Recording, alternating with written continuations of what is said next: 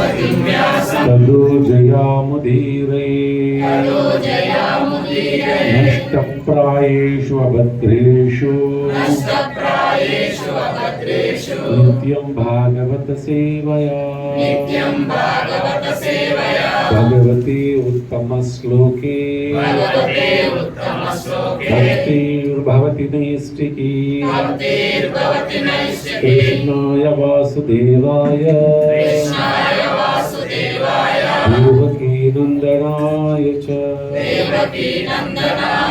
नन्दगोपाकुमाराय गोविन्दाय नमो नमः गोविन्दाय नमो नमः गोविन्दाय नमो नमः ज्ञानतिमिरन्दस्य ज्ञानाञ्जनशलाकया चक्षुरुन्मिलितं येन तस्मै श्रीगुरवे नमः। नमो कृष्णपादाय कृष्णप्रेष्ठाय भूतले श्रीमते भक्तिवेदान्त स्वामी नामिने। नमस्ते सरस्वते देवे गौरवाणी प्रचारिणे निर्विशेषा शून्यवादी पाश्चात्यदेशकारिणे। जय श्री कृष्ण चैतन्य प्रभु नित्यानंद श्री अद्वैत गदाधर श्रीवासादि गौर भक्तवृंद। हरे कृष्णा कृष्णा कृष्णा हरे हरे हरे राम राम राम हरे हरे। శ్రీమద్భాగవత మహాపురాణానికి జై। భక్తులారా, నిన్నటి రోజున మనందరం కూడా భాగవత మహత్యాన్ని మనందరం కూడా చక్కగా విన్నాం. ఏమిటో కథలు కనిపిస్తుంది కానీ అందులో ప్రధానమైనటువంటి సారం ఏమిటంటే కనుక భాగవత మహాపురాణము జీవుని ఉద్ధరింపజేయటం కోసం ఉన్నటువంటి విశేషమైనటువంటి గ్రంథం. ముందు ఎందుకు మహిమ చెప్పారంటే కనుక చిట్ట చివరికి చెబితే ఫలశ్రుతిని మనం పెద్దగా వినం కాబట్టి ముందు ఫలశ్రుతిని చెప్పి తర్వాత కథాంశంలో చెప్తారు. ఈనాడు రెండవ రోజు అయితే రెండవ రోజు కాస్త సిద్ధాంతపరమైనటువంటి వృత్తాంతం అంటుంది. రేపటి నుంచి మళ్ళీ కళావస్తులకు వెళ్తాం కానీ రెండవ రోజున సాధారణంగా కాస్త సిద్ధాంతపరమైనటువంటి విషయాలు తెలుసుకోవాలి. నేటి రోజున మనం ప్రత్యేకించి రెండు పురాణాల్లోంచి ఒక 2 నిమిషాలు మనం ఏం చర్చించామో చెప్పుకొని ఈనాటి కార్యక్రమంలోకి ప్రవేశించేటువంటి ప్రయత్నం చేద్దాం.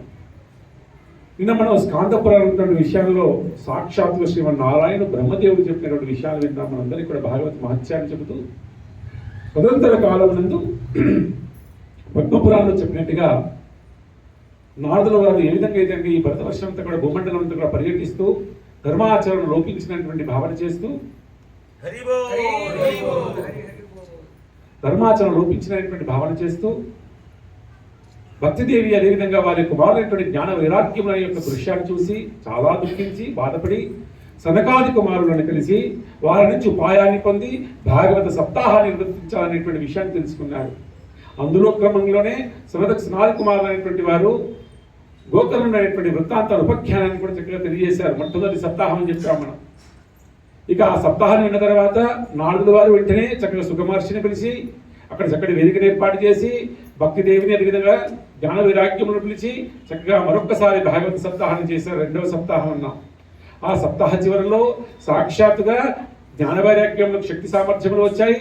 అదేవిధంగా భక్తిదేవి మాత్రం చాలా సంతోషించి ఒక్క మారు అడిగిందని సనత్ కుమారునయ్యా, నేను భక్తిదేవిని ఇక ఈ భాగవతము చేత నాకు శక్తి సామర్థ్యములు కలిగినాయి కానీ నా నివాస ప్రాంతం ఏమిటి, నా నివాస ప్రదేశం ఏమిటి అని అడిగిందంట. అడిగి సనత్ కుమారుని అన్నారు, అమ్మా భక్తిదేవి, నీ చేతనే కదా ముక్తి కలిగేది జీవులందరికీ కూడా, కాబట్టి నీ యొక్క నివాస స్థలం ఏదైతే ఉందో విష్ణు జనులు అనేక విష్ణు భక్తులు ఎవరైతే ఉన్నారో వారి హృదయంలో నీ యొక్క నివాస స్థానము అని చెప్పి చెప్పారంట. ఎవరికి చెప్పారండి? భక్తిదేవి. అది భక్తిదేవి యొక్క నివాస స్థానం ఎక్కడ? భక్తుల యొక్క హృదయంలో ఉండేటువంటి నివాస స్థానంగా చెప్పారనమాట. ఆ విధంగా చిట్ట చివరిగా సాక్షాత్తుగా శ్రీమన్నారాయణ వారే అక్కడికి వేం చేసి ఉన్నారు. చెప్పాము నిన్న కూడా.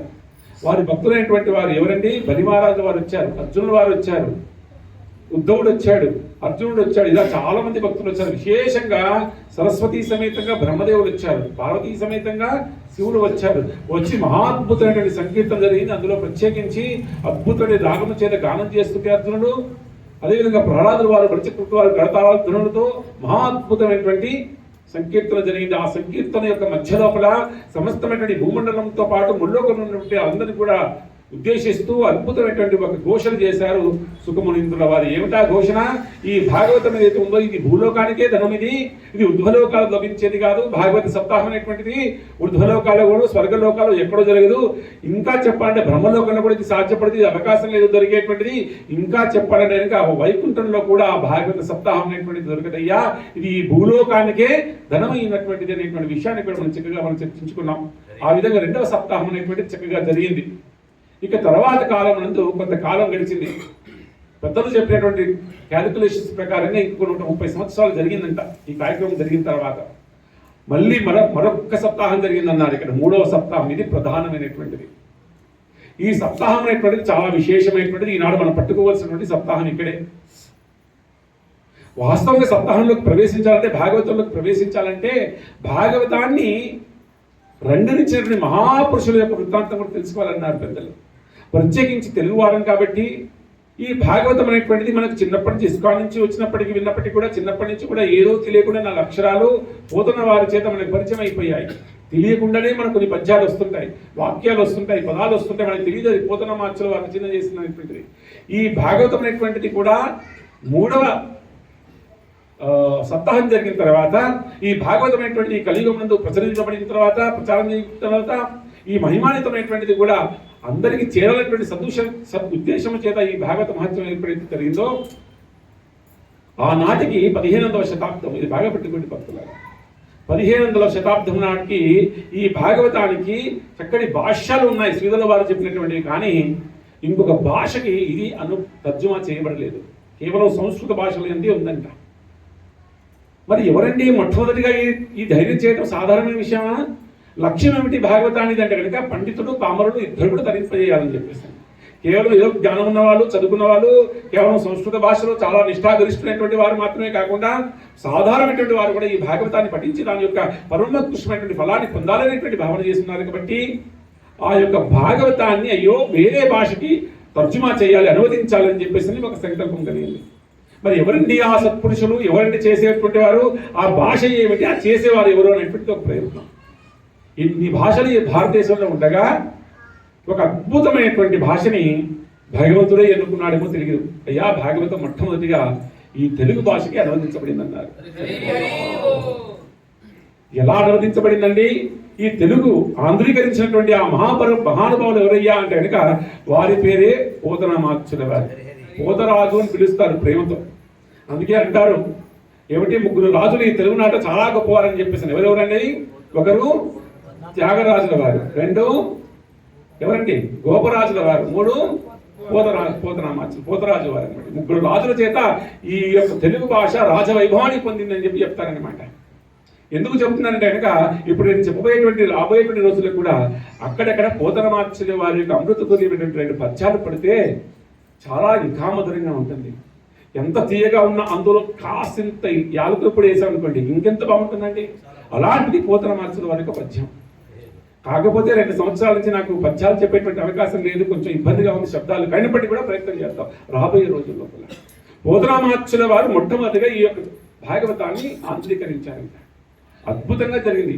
ఎలా జరిగిందో ఆ లీల అంటే కనుక వారు చిన్నప్పటి నుంచే నిష్ఠాగరిష్ఠులైనటువంటి వారు తెలంగాణ ప్రాంతం వాసులు. మా యొక్క గ్రామానికి సుమారుగా 30 కిలోమీటర్లు ఉంటుందన్నమాట వారి యొక్క స్వగ్రామం. ఎప్పుడైనా జనగాం వైపు వెళ్తే కనుక అక్కడ వెళ్ళి చక్కగా చూడవచ్చు, దర్శనం చేయవచ్చు అనమాట. బొమ్మర్ అనేటువంటి గ్రామం. అయితే వారు అద్భుతంగా చిన్నప్పటి నుంచి కూడా ఈ పాండిత్యం అనేటువంటిది, భక్తి అనేటువంటిది చక్కగా కలిగింది. చిన్నప్పటి నుంచి వారి గురువు యొక్క సాంగత్యము, వైష్ణవుల యొక్క సాంగత్యము, భక్తుల యొక్క సాంగత్యము సదా కలుగుతూనే ఉంది. అలా నిష్ఠాగరిష్ఠటువంటి వారు ఒకనాడు పెరిగి పెద్దగిన తర్వాత ఒకనాడు వారు గోదావరి తీరానికి వెళ్ళారంట. ఎందుకు కారణం అంటే ఆ రోజు గ్రహణం. అయ్యో గ్రహణం రోజున చేయవలసిన ఏమిటండి, గంగానది తీరంకు వెళ్ళేసి స్నానం ఆచరించవలసినది. ఆనాడు చాలా క్రమబద్ధంగా పాటించేటువంటి వారంట. ఒకనాడు ఆ గోదావరి తీరంలోకి బయలుదేరిపోయారు పోతనామాచ్యుల వారు. బయలుదేరిపోయి అలా సాయంత్రం సమయంలో కూర్చొని ఉన్నారు. కూర్చొని ఏం చేస్తున్నారంటే కనుక ఉపాసన చేస్తున్నారంటే ఏమిటి, గురుల ద్వారా వారికి ఉపదేశించినటువంటి మంత్రాన్ని ఉపదేశిస్తున్నారంట. మన జీవితంలోనూ ఏదైనా ఎవరైనా సరే దీక్ష తీసుకున్నటువంటి వారు గురు ద్వారా ఉపదేశించబడినటువంటి ఆ మంత్రం యొక్క ధారణ చేయడం ద్వారా జీవితంలో మన ఏ జన్మకు దేనికోసమైతే మనం జన్మించామో, దేనికోసమైతే తల్లి గర్భం నుంచి మనం పుట్టి ఉన్నామో ఆ గమ్యం అనేటువంటి చేరుకోవటానికి గురుద్వారానికి అందేటువంటి మంత్రం ఈ యొక్క స్మరణ మాత్రం చేతనే సాధ్యపడుతుంది చెప్తారనమాట. ఓహో మహాద్భుతం. అలా ఆ విధంగా అతను గోదావరి తీరంలోకి వెళ్ళిపోయారు. చంద్రగ్రహణం, సూర్యగ్రహణం కాదండి, ఆ రోజున చంద్రగ్రహణం జరిగిందంట. అంటే రాత్రి సమయం నందు. చంద్రగ్రహణం ఎప్పుడు పడుతుందండి?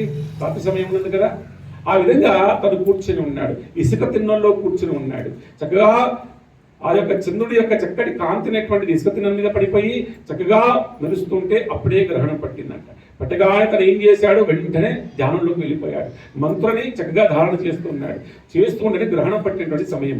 అప్పుడే మేఘావృతమై ఉందంట. చక్కగా భాగవతం తెలియజేయబడింది, పెద్దల ద్వారా తెలియబడింది.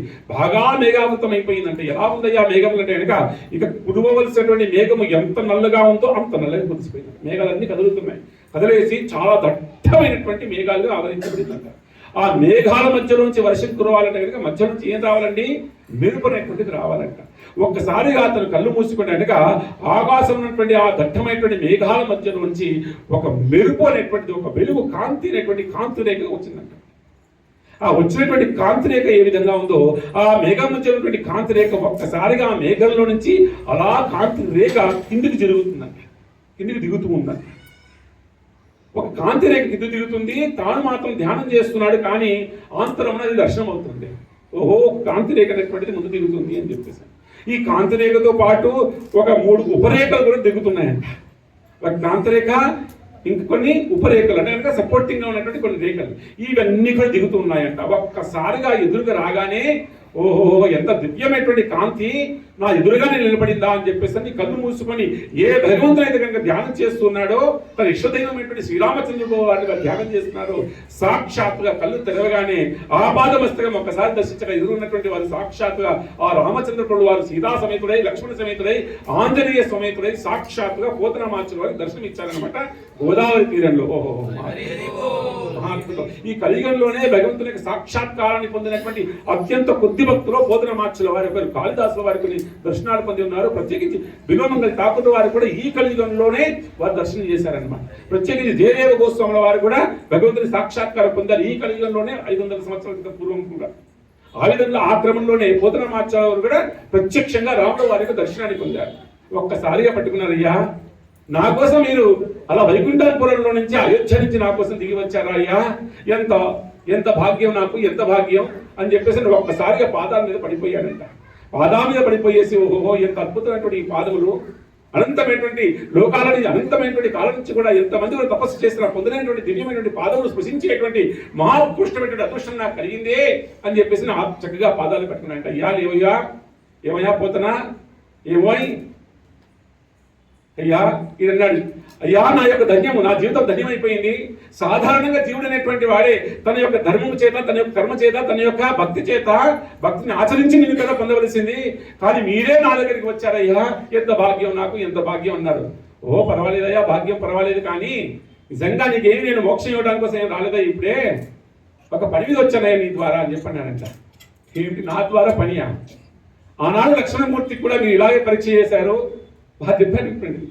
అందుకే నేను ఈ వృత్తాంతం మధ్యలో అప్పుడప్పుడు చెప్తుంటాను. ఆనాడు లక్ష్మణమూర్తి కూడా మీరు ఏమన్నారు, ఒకనాడు పర్ణశాల దగ్గర ఒకనాడు మీరు అడవిలో సంచరిస్తుండగా, ఏ లక్ష్మణ ఒక కుటీరం నిర్మించుగాక, నీ ద్వారానే ఈ పని అయ్యేటువంటిది, నీకు పని ఉందయ్యా రావయ్యా అని చెప్పేసి కుటీరం నిర్మించమంటే లక్ష్మణమూర్తి పాత్రని నడిపోయి, అయ్యా రామ నన్ను అలా చెప్పకు, నేను స్వతంత్రుని కాదు, నేను నీ ద్వారా ఈ యొక్క పర్ణశాల అంటే నీ అనుగ్రహం చేత నా ద్వారా ఇది నిర్మించబడుగాకనేటువంటి అనుగ్రహించు అని చెప్పాడే, అది నేను మర్చిపోతానయ్యా, నా చేత ఏదైనా కార్యం ఉంటే కదా నీ అనుగ్రహం చేతనే సెలవివ్వండి అని చెప్పన్నాడంట.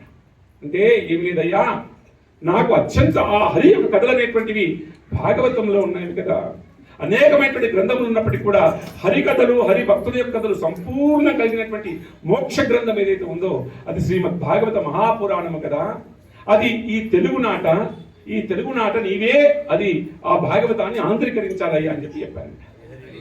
ఓహో ఏమి భాగ్యం అది. కానీ ఈ భరతవర్షంలో ప్రత్యేకించి తెలుగునాట అనాది కాలం నుంచి ఎంతో మహానుభావమైన భక్తులు జన్మించి ఉన్నారే, ఎంతో జ్ఞానం కలిగినటువంటి వారు, పాండిత్యం కలిగినటువంటి వారు. అందులో నాలాంటి ఒక చిన్న వాడిని మీరు ఎన్నుకోవడం ఏమిటయ్యా అన్నారట. మూకం కరోతి వాచాలం పాంగం లాగా అయితే గిరిం యత్కృపహాతమహం వందే శ్రీ గురుం. అయ్యా, గురువులు అనేటువంటి వారు భగవంతుని అనుగ్రహం చేత కానీ, గురువు యొక్క అనుగ్రహం చేత కానీ మగవాడు కూడా మహాద్భుతంగా గానం చేయగలడు, కుంటివాడు కూడా పెద్ద పెద్ద కొండలు ఎక్కగలడయ్యా. మీ అనుగ్రహం లేకపోతే కనుక ఏమిటి, నా అనుగ్రహం లేకపోతే నువ్వేం చేస్తావా? ఆ విధంగా అతనికి ప్రేరణిస్తే ఓహో మహా అద్భుతం, మీ అనుగ్రహం చేత నేను ఈ భాగవతాన్ని రాస్తానటువంటి సంకల్పం చేసుకొని వారికి నమస్కారం చేసుకొని ఆ తర్వాత వారు చాలా అద్భుతంగా వ్యాసుల వారి యొక్క హృదయం తెలుసుకోవడం కోసం సమాధిలో ఉండేసి భాగవతాన్ని బాగా పఠనం చేశారంట. ఏమిటి, మూల భాగవతాన్ని పఠనం చేసి ఆ తదనంతర కాలమునందు మహాద్భుతమైనటువంటి తేనె కంటే తీయనైనటువంటి మహాద్భుతమైనటువంటి ఈ భాగవతాన్ని తెలుగులో మహాద్భుతంగా రచన చేశారు. శ్రీమద్ భాగవత మహాపురానికి చేసి, అయ్యా ఎందుకు చేశారండి ఈ భాగవతాన్ని అని అడిగితే మొట్టమొదటి చెప్తారనమాట. అయ్యా, కైవల్య పదము చేరుటకు చింతించడం లోక రక్షాకరంబకు భక్త పాలనా సంభ్రమునకు గోలి గోల లల పద్యం అనేటువంటిది తన నాలుగు కలిగారు. వలసద్దుజాల నానా కంజాన డింబకున్ మహానందనానంద డింబకున్ అంటాడు. అయ్యా, ఈ భాగవతాన్ని ఎందుకు రాశారంటే కనుక, అయ్యో ఎందుకో కాసింది, అయ్యో అందరి కోసం అనుకుంటున్నారు. అయ్యా, మొట్టమొదటి నా కోసమే రాసుకున్నాను. ఎందుకు, కైవల్య పదము చేరుటకు, అయ్యా నేను మోక్షం పొందడం కోసం రాసుకున్నాను అయ్యా ఈ భాగవతాన్ని. జీవుడు అనేటువంటి అంతకాలం నుంచి కూడా జన్మమృత్యులో చిక్కుకున్నాడే, భగవంతుని సాక్షాత్తుగా దిగి వచ్చేసి ఆయన అనుగ్రహం చేత ఈ భాగవతాన్ని నేను తెలుగు రాసుకున్నాను. ఎందుకు రాసుకున్నాను అయ్యా అంటే కనుక, కైవల్య పదము చేరుటకు, అయ్యా భగవంతుని యొక్క ధామం చేరుట కోసం రాసుకున్నాను అయ్యా. అలాంటి ఈ భాగవతానికి వారి యొక్క బావగారు అయినటువంటి వారు విశ్వనాథ్ ఎవరండి, వారి శ్రీనాథుల వారు వచ్చి, ఏమయ్యా బావగారు ఇంత అద్భుతంగా మీరు రచన చేశారు, ఇది ఏమైనా మన రాజుల గారికి ఇస్తే ఎన్నో అద్భుతమైన కానుకలు వస్తాయి కదా అని చెప్పారట. అయ్యా, ఆ పద్యంలోనే రాసుకున్నారు, చెప్పే శక్తి సామర్థ్యం లేదు భగవంతుని పరీక్ష ద్వారా.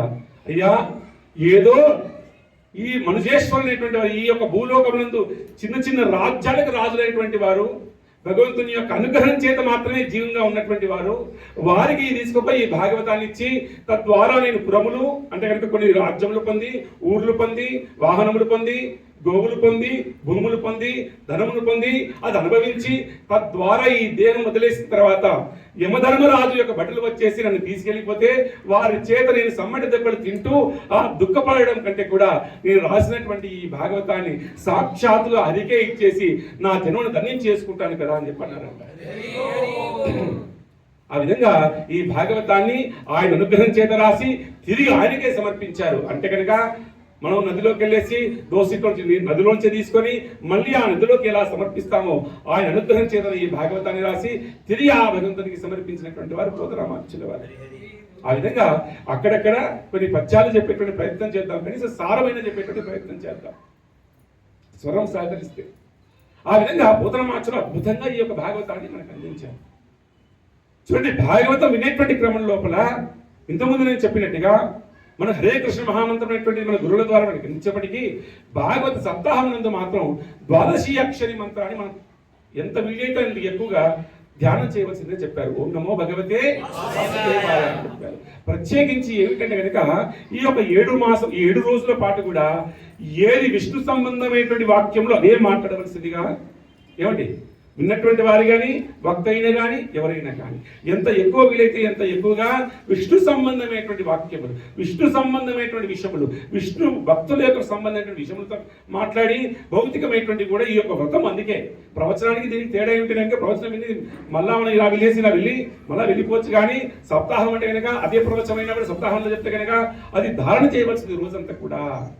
కాబట్టి ఎంత వీలైతే అంత ఎక్కువగా బయట విషయంలో అనేటువంటివి దగ్గరికి తీసుకోకుండా ప్రత్యేకించి ఈ యొక్క ద్వాదశి అక్షరి మంత్రాన్ని ధ్యానం చేస్తూ ఈ భాగవత సప్తాహాన్ని వినవలసిందిగా పెద్దల ద్వారా మనకు అందించినటువంటిది. ప్రత్యేకించి ఈ భాగవతం యొక్క మహత్యం అనేటువంటిది చాలా అద్భుతంగా చెప్పారు. ఇక 2 విషయాలు చెప్పేసి కథాప్రవేశం చేద్దాం ఈ రోజున. ప్రత్యేకించి 18 పురాణాలు మనకు ఉన్నాయి కదండి, మీరు ఎందుకండి ఈ సమయంలో గరుడ పురాణం చదవాలేమో. ఈ విజయం చాలా వరకు కూడా ఉత్తరాయణంతా కూడా గరుడ పురాణం చదువుతారు. మీరేంటంటే భాగవత సప్తాహాన్ని చెప్పారన్నారు. అయ్యా, గరుడ పురాణం అటువంటిది కేవలం మనకి భాగవతంలో 5వ స్కందంలో 3 అధ్యాయాల యొక్క సారమంతా కూడా భాగవతం. ఏది గరుడ పురాణం. అనంతమైనటువంటిది భాగవత సప్తాహం, ప్రత్యేకించి శ్రీమద్ భాగవత మహాపురాణం. అయ్యా, ప్రతి పురాణానికి కూడా అనేక పురాణములు ఉన్నాయి, 18 పురాణములు ఉన్నాయి. కానీ ఆ పురాణముల్లోకి పురాణం పంచలక్షణం, 5 లక్షణాలు ఉండాలంట ప్రతి పురాణానికి కూడా. ఎన్ని లక్షణాలండి? 5 లక్షణాలు. కానీ ఒక్క భాగవతానికి మాత్రం 10 లక్షణములు, 10 లక్షణములు ఉన్నాయ్యా. అందుకే ఇది రాజు అయినటువంటిది అన్ని యొక్క పురాణములకు వెళ్ళి అన్నారు. అత్ర సర్గ విసర్గ స్థానం పోషణం ఉతయ మన్వంతర నిరోధ ఈశానుకద నిరోధ ముక్తి ఆశ్రయ. సర్గ విసర్గ స్థానం పోషణం ఊతయ మన్వంతర ఈశానుకద నిరోధ ముక్తి ఆశ్రయ. ఈ 10 విషయాలు చెప్పారా ఈ భాగవతంలోకి అన్నారు. 2 నిమిషాలు తెలుసుకుందామా ఈ 10 విషయాలని? సర్గ భాగవతం ఏముంటుంది అన్నారు. అన్ని వెళ్ళలేం కదా మనం. ఏదో కొన్ని వృత్తాంతాలు అనుకున్నాం, చిత్రకేతు మహారాజు వృత్తాంతం అనుకున్నాం, పురంజనుడు జ్ఞానం అనుకున్నాం. కాబట్టి ఈ యొక్క భాగవతం నందు సర్గము, సర్గం అంటే కనుక భగవంతుని చేత సృజించబడినటువంటి, సృష్టి కోసం సృజించబడినటువంటి మొట్టమొదటి సృష్టి, దాని సర్గము అంటా ఉంటాం. ఎలా సృష్టించబడిందో చెప్పబడుతుంది భగవంతుని చేత ప్రత్యక్షంగా. విసర్గం అంటే కనుక భగవంతుడు సృష్టించిన దాన్ని ఆధారం చేసుకొని ప్రతి సృష్టి చేస్తాడు కదా బ్రహ్మ, దాని విసర్గము అంటాం అన్నమాట. సర్గ విసర్గ స్థానములు అంటే కనుక ఈ యొక్క విశ్వమునందు ఉన్నటువంటి అనేక లోకములు ఏ ఏ ప్రదేశంలో ఏ లోకాలు ఉన్నాయి, ఆ లోకాలకి మధ్య ఉన్నటువంటి దూరములు ఎంత, ఆ లోకంలో ఉన్నటువంటి వారి యొక్క ఏ జీవులైనటువంటి వారు ఏ లోకంలో ఎలా ఉన్నారు, ఆ స్థానముల గురించి చెప్తున్నారు. నరకలోకములు ఎక్కడున్నాయి, స్వర్గలోకములు ఎక్కడున్నాయి, కొలతలతో సహా చెప్తున్నారు అనమాట. సృష్టి అనడానికి శబ్దములు ఎలా వచ్చాయి, అదేవిధంగా పంచభూతములు ఏ విధంగా ఏర్పడ్డాయి, ఈ విధంగా సృష్టి క్రమాన్ని మొత్తం కూడా ప్రతి సృష్టిని రెండింటి కూడా చెప్పేటువంటి ప్రయత్నం. సర్గ విసర్గ స్థానం అంటే ఏ లోకములు ఏ స్థానంలో ఉన్నాయి, ఏ జీవులైనటువంటి వారు ఏ లోకంలో ఉన్నారు, దేవతలు ఎలా ఉన్నారు, కిన్నరులు కింపురుషులు ఏ లోకాల్లో ఎవరెవరు ఉన్నారో చెప్తున్నారు. స్థానం పోషణం ఏ లోకాల్లో ఉన్నటువంటి ఆ లోకాలు కానీ ఆ లోకాల్లో జీవించేటువంటి జీవులు కానీ ఏ విధంగా పోషింపబడుతున్నారో దాని గురించి చెప్తున్నారు. స్థానము పోషణం ఏ విధంగా పోషించబడతారు భగవంతుని యొక్క. అందుకే భగవంతునికి ఒక నామధేయం ఉంది, విశ్వంబరుడు అని చెప్పేసి. అంటే సమస్తమైన విశ్వంలో ఉన్నటువంటి జీవులందరూ కూడా పోషించేటువంటి వాడు అనమాట. అది ఏ విధంగా పోషిస్తాడో చెప్పేటువంటి విషయం ఉంది.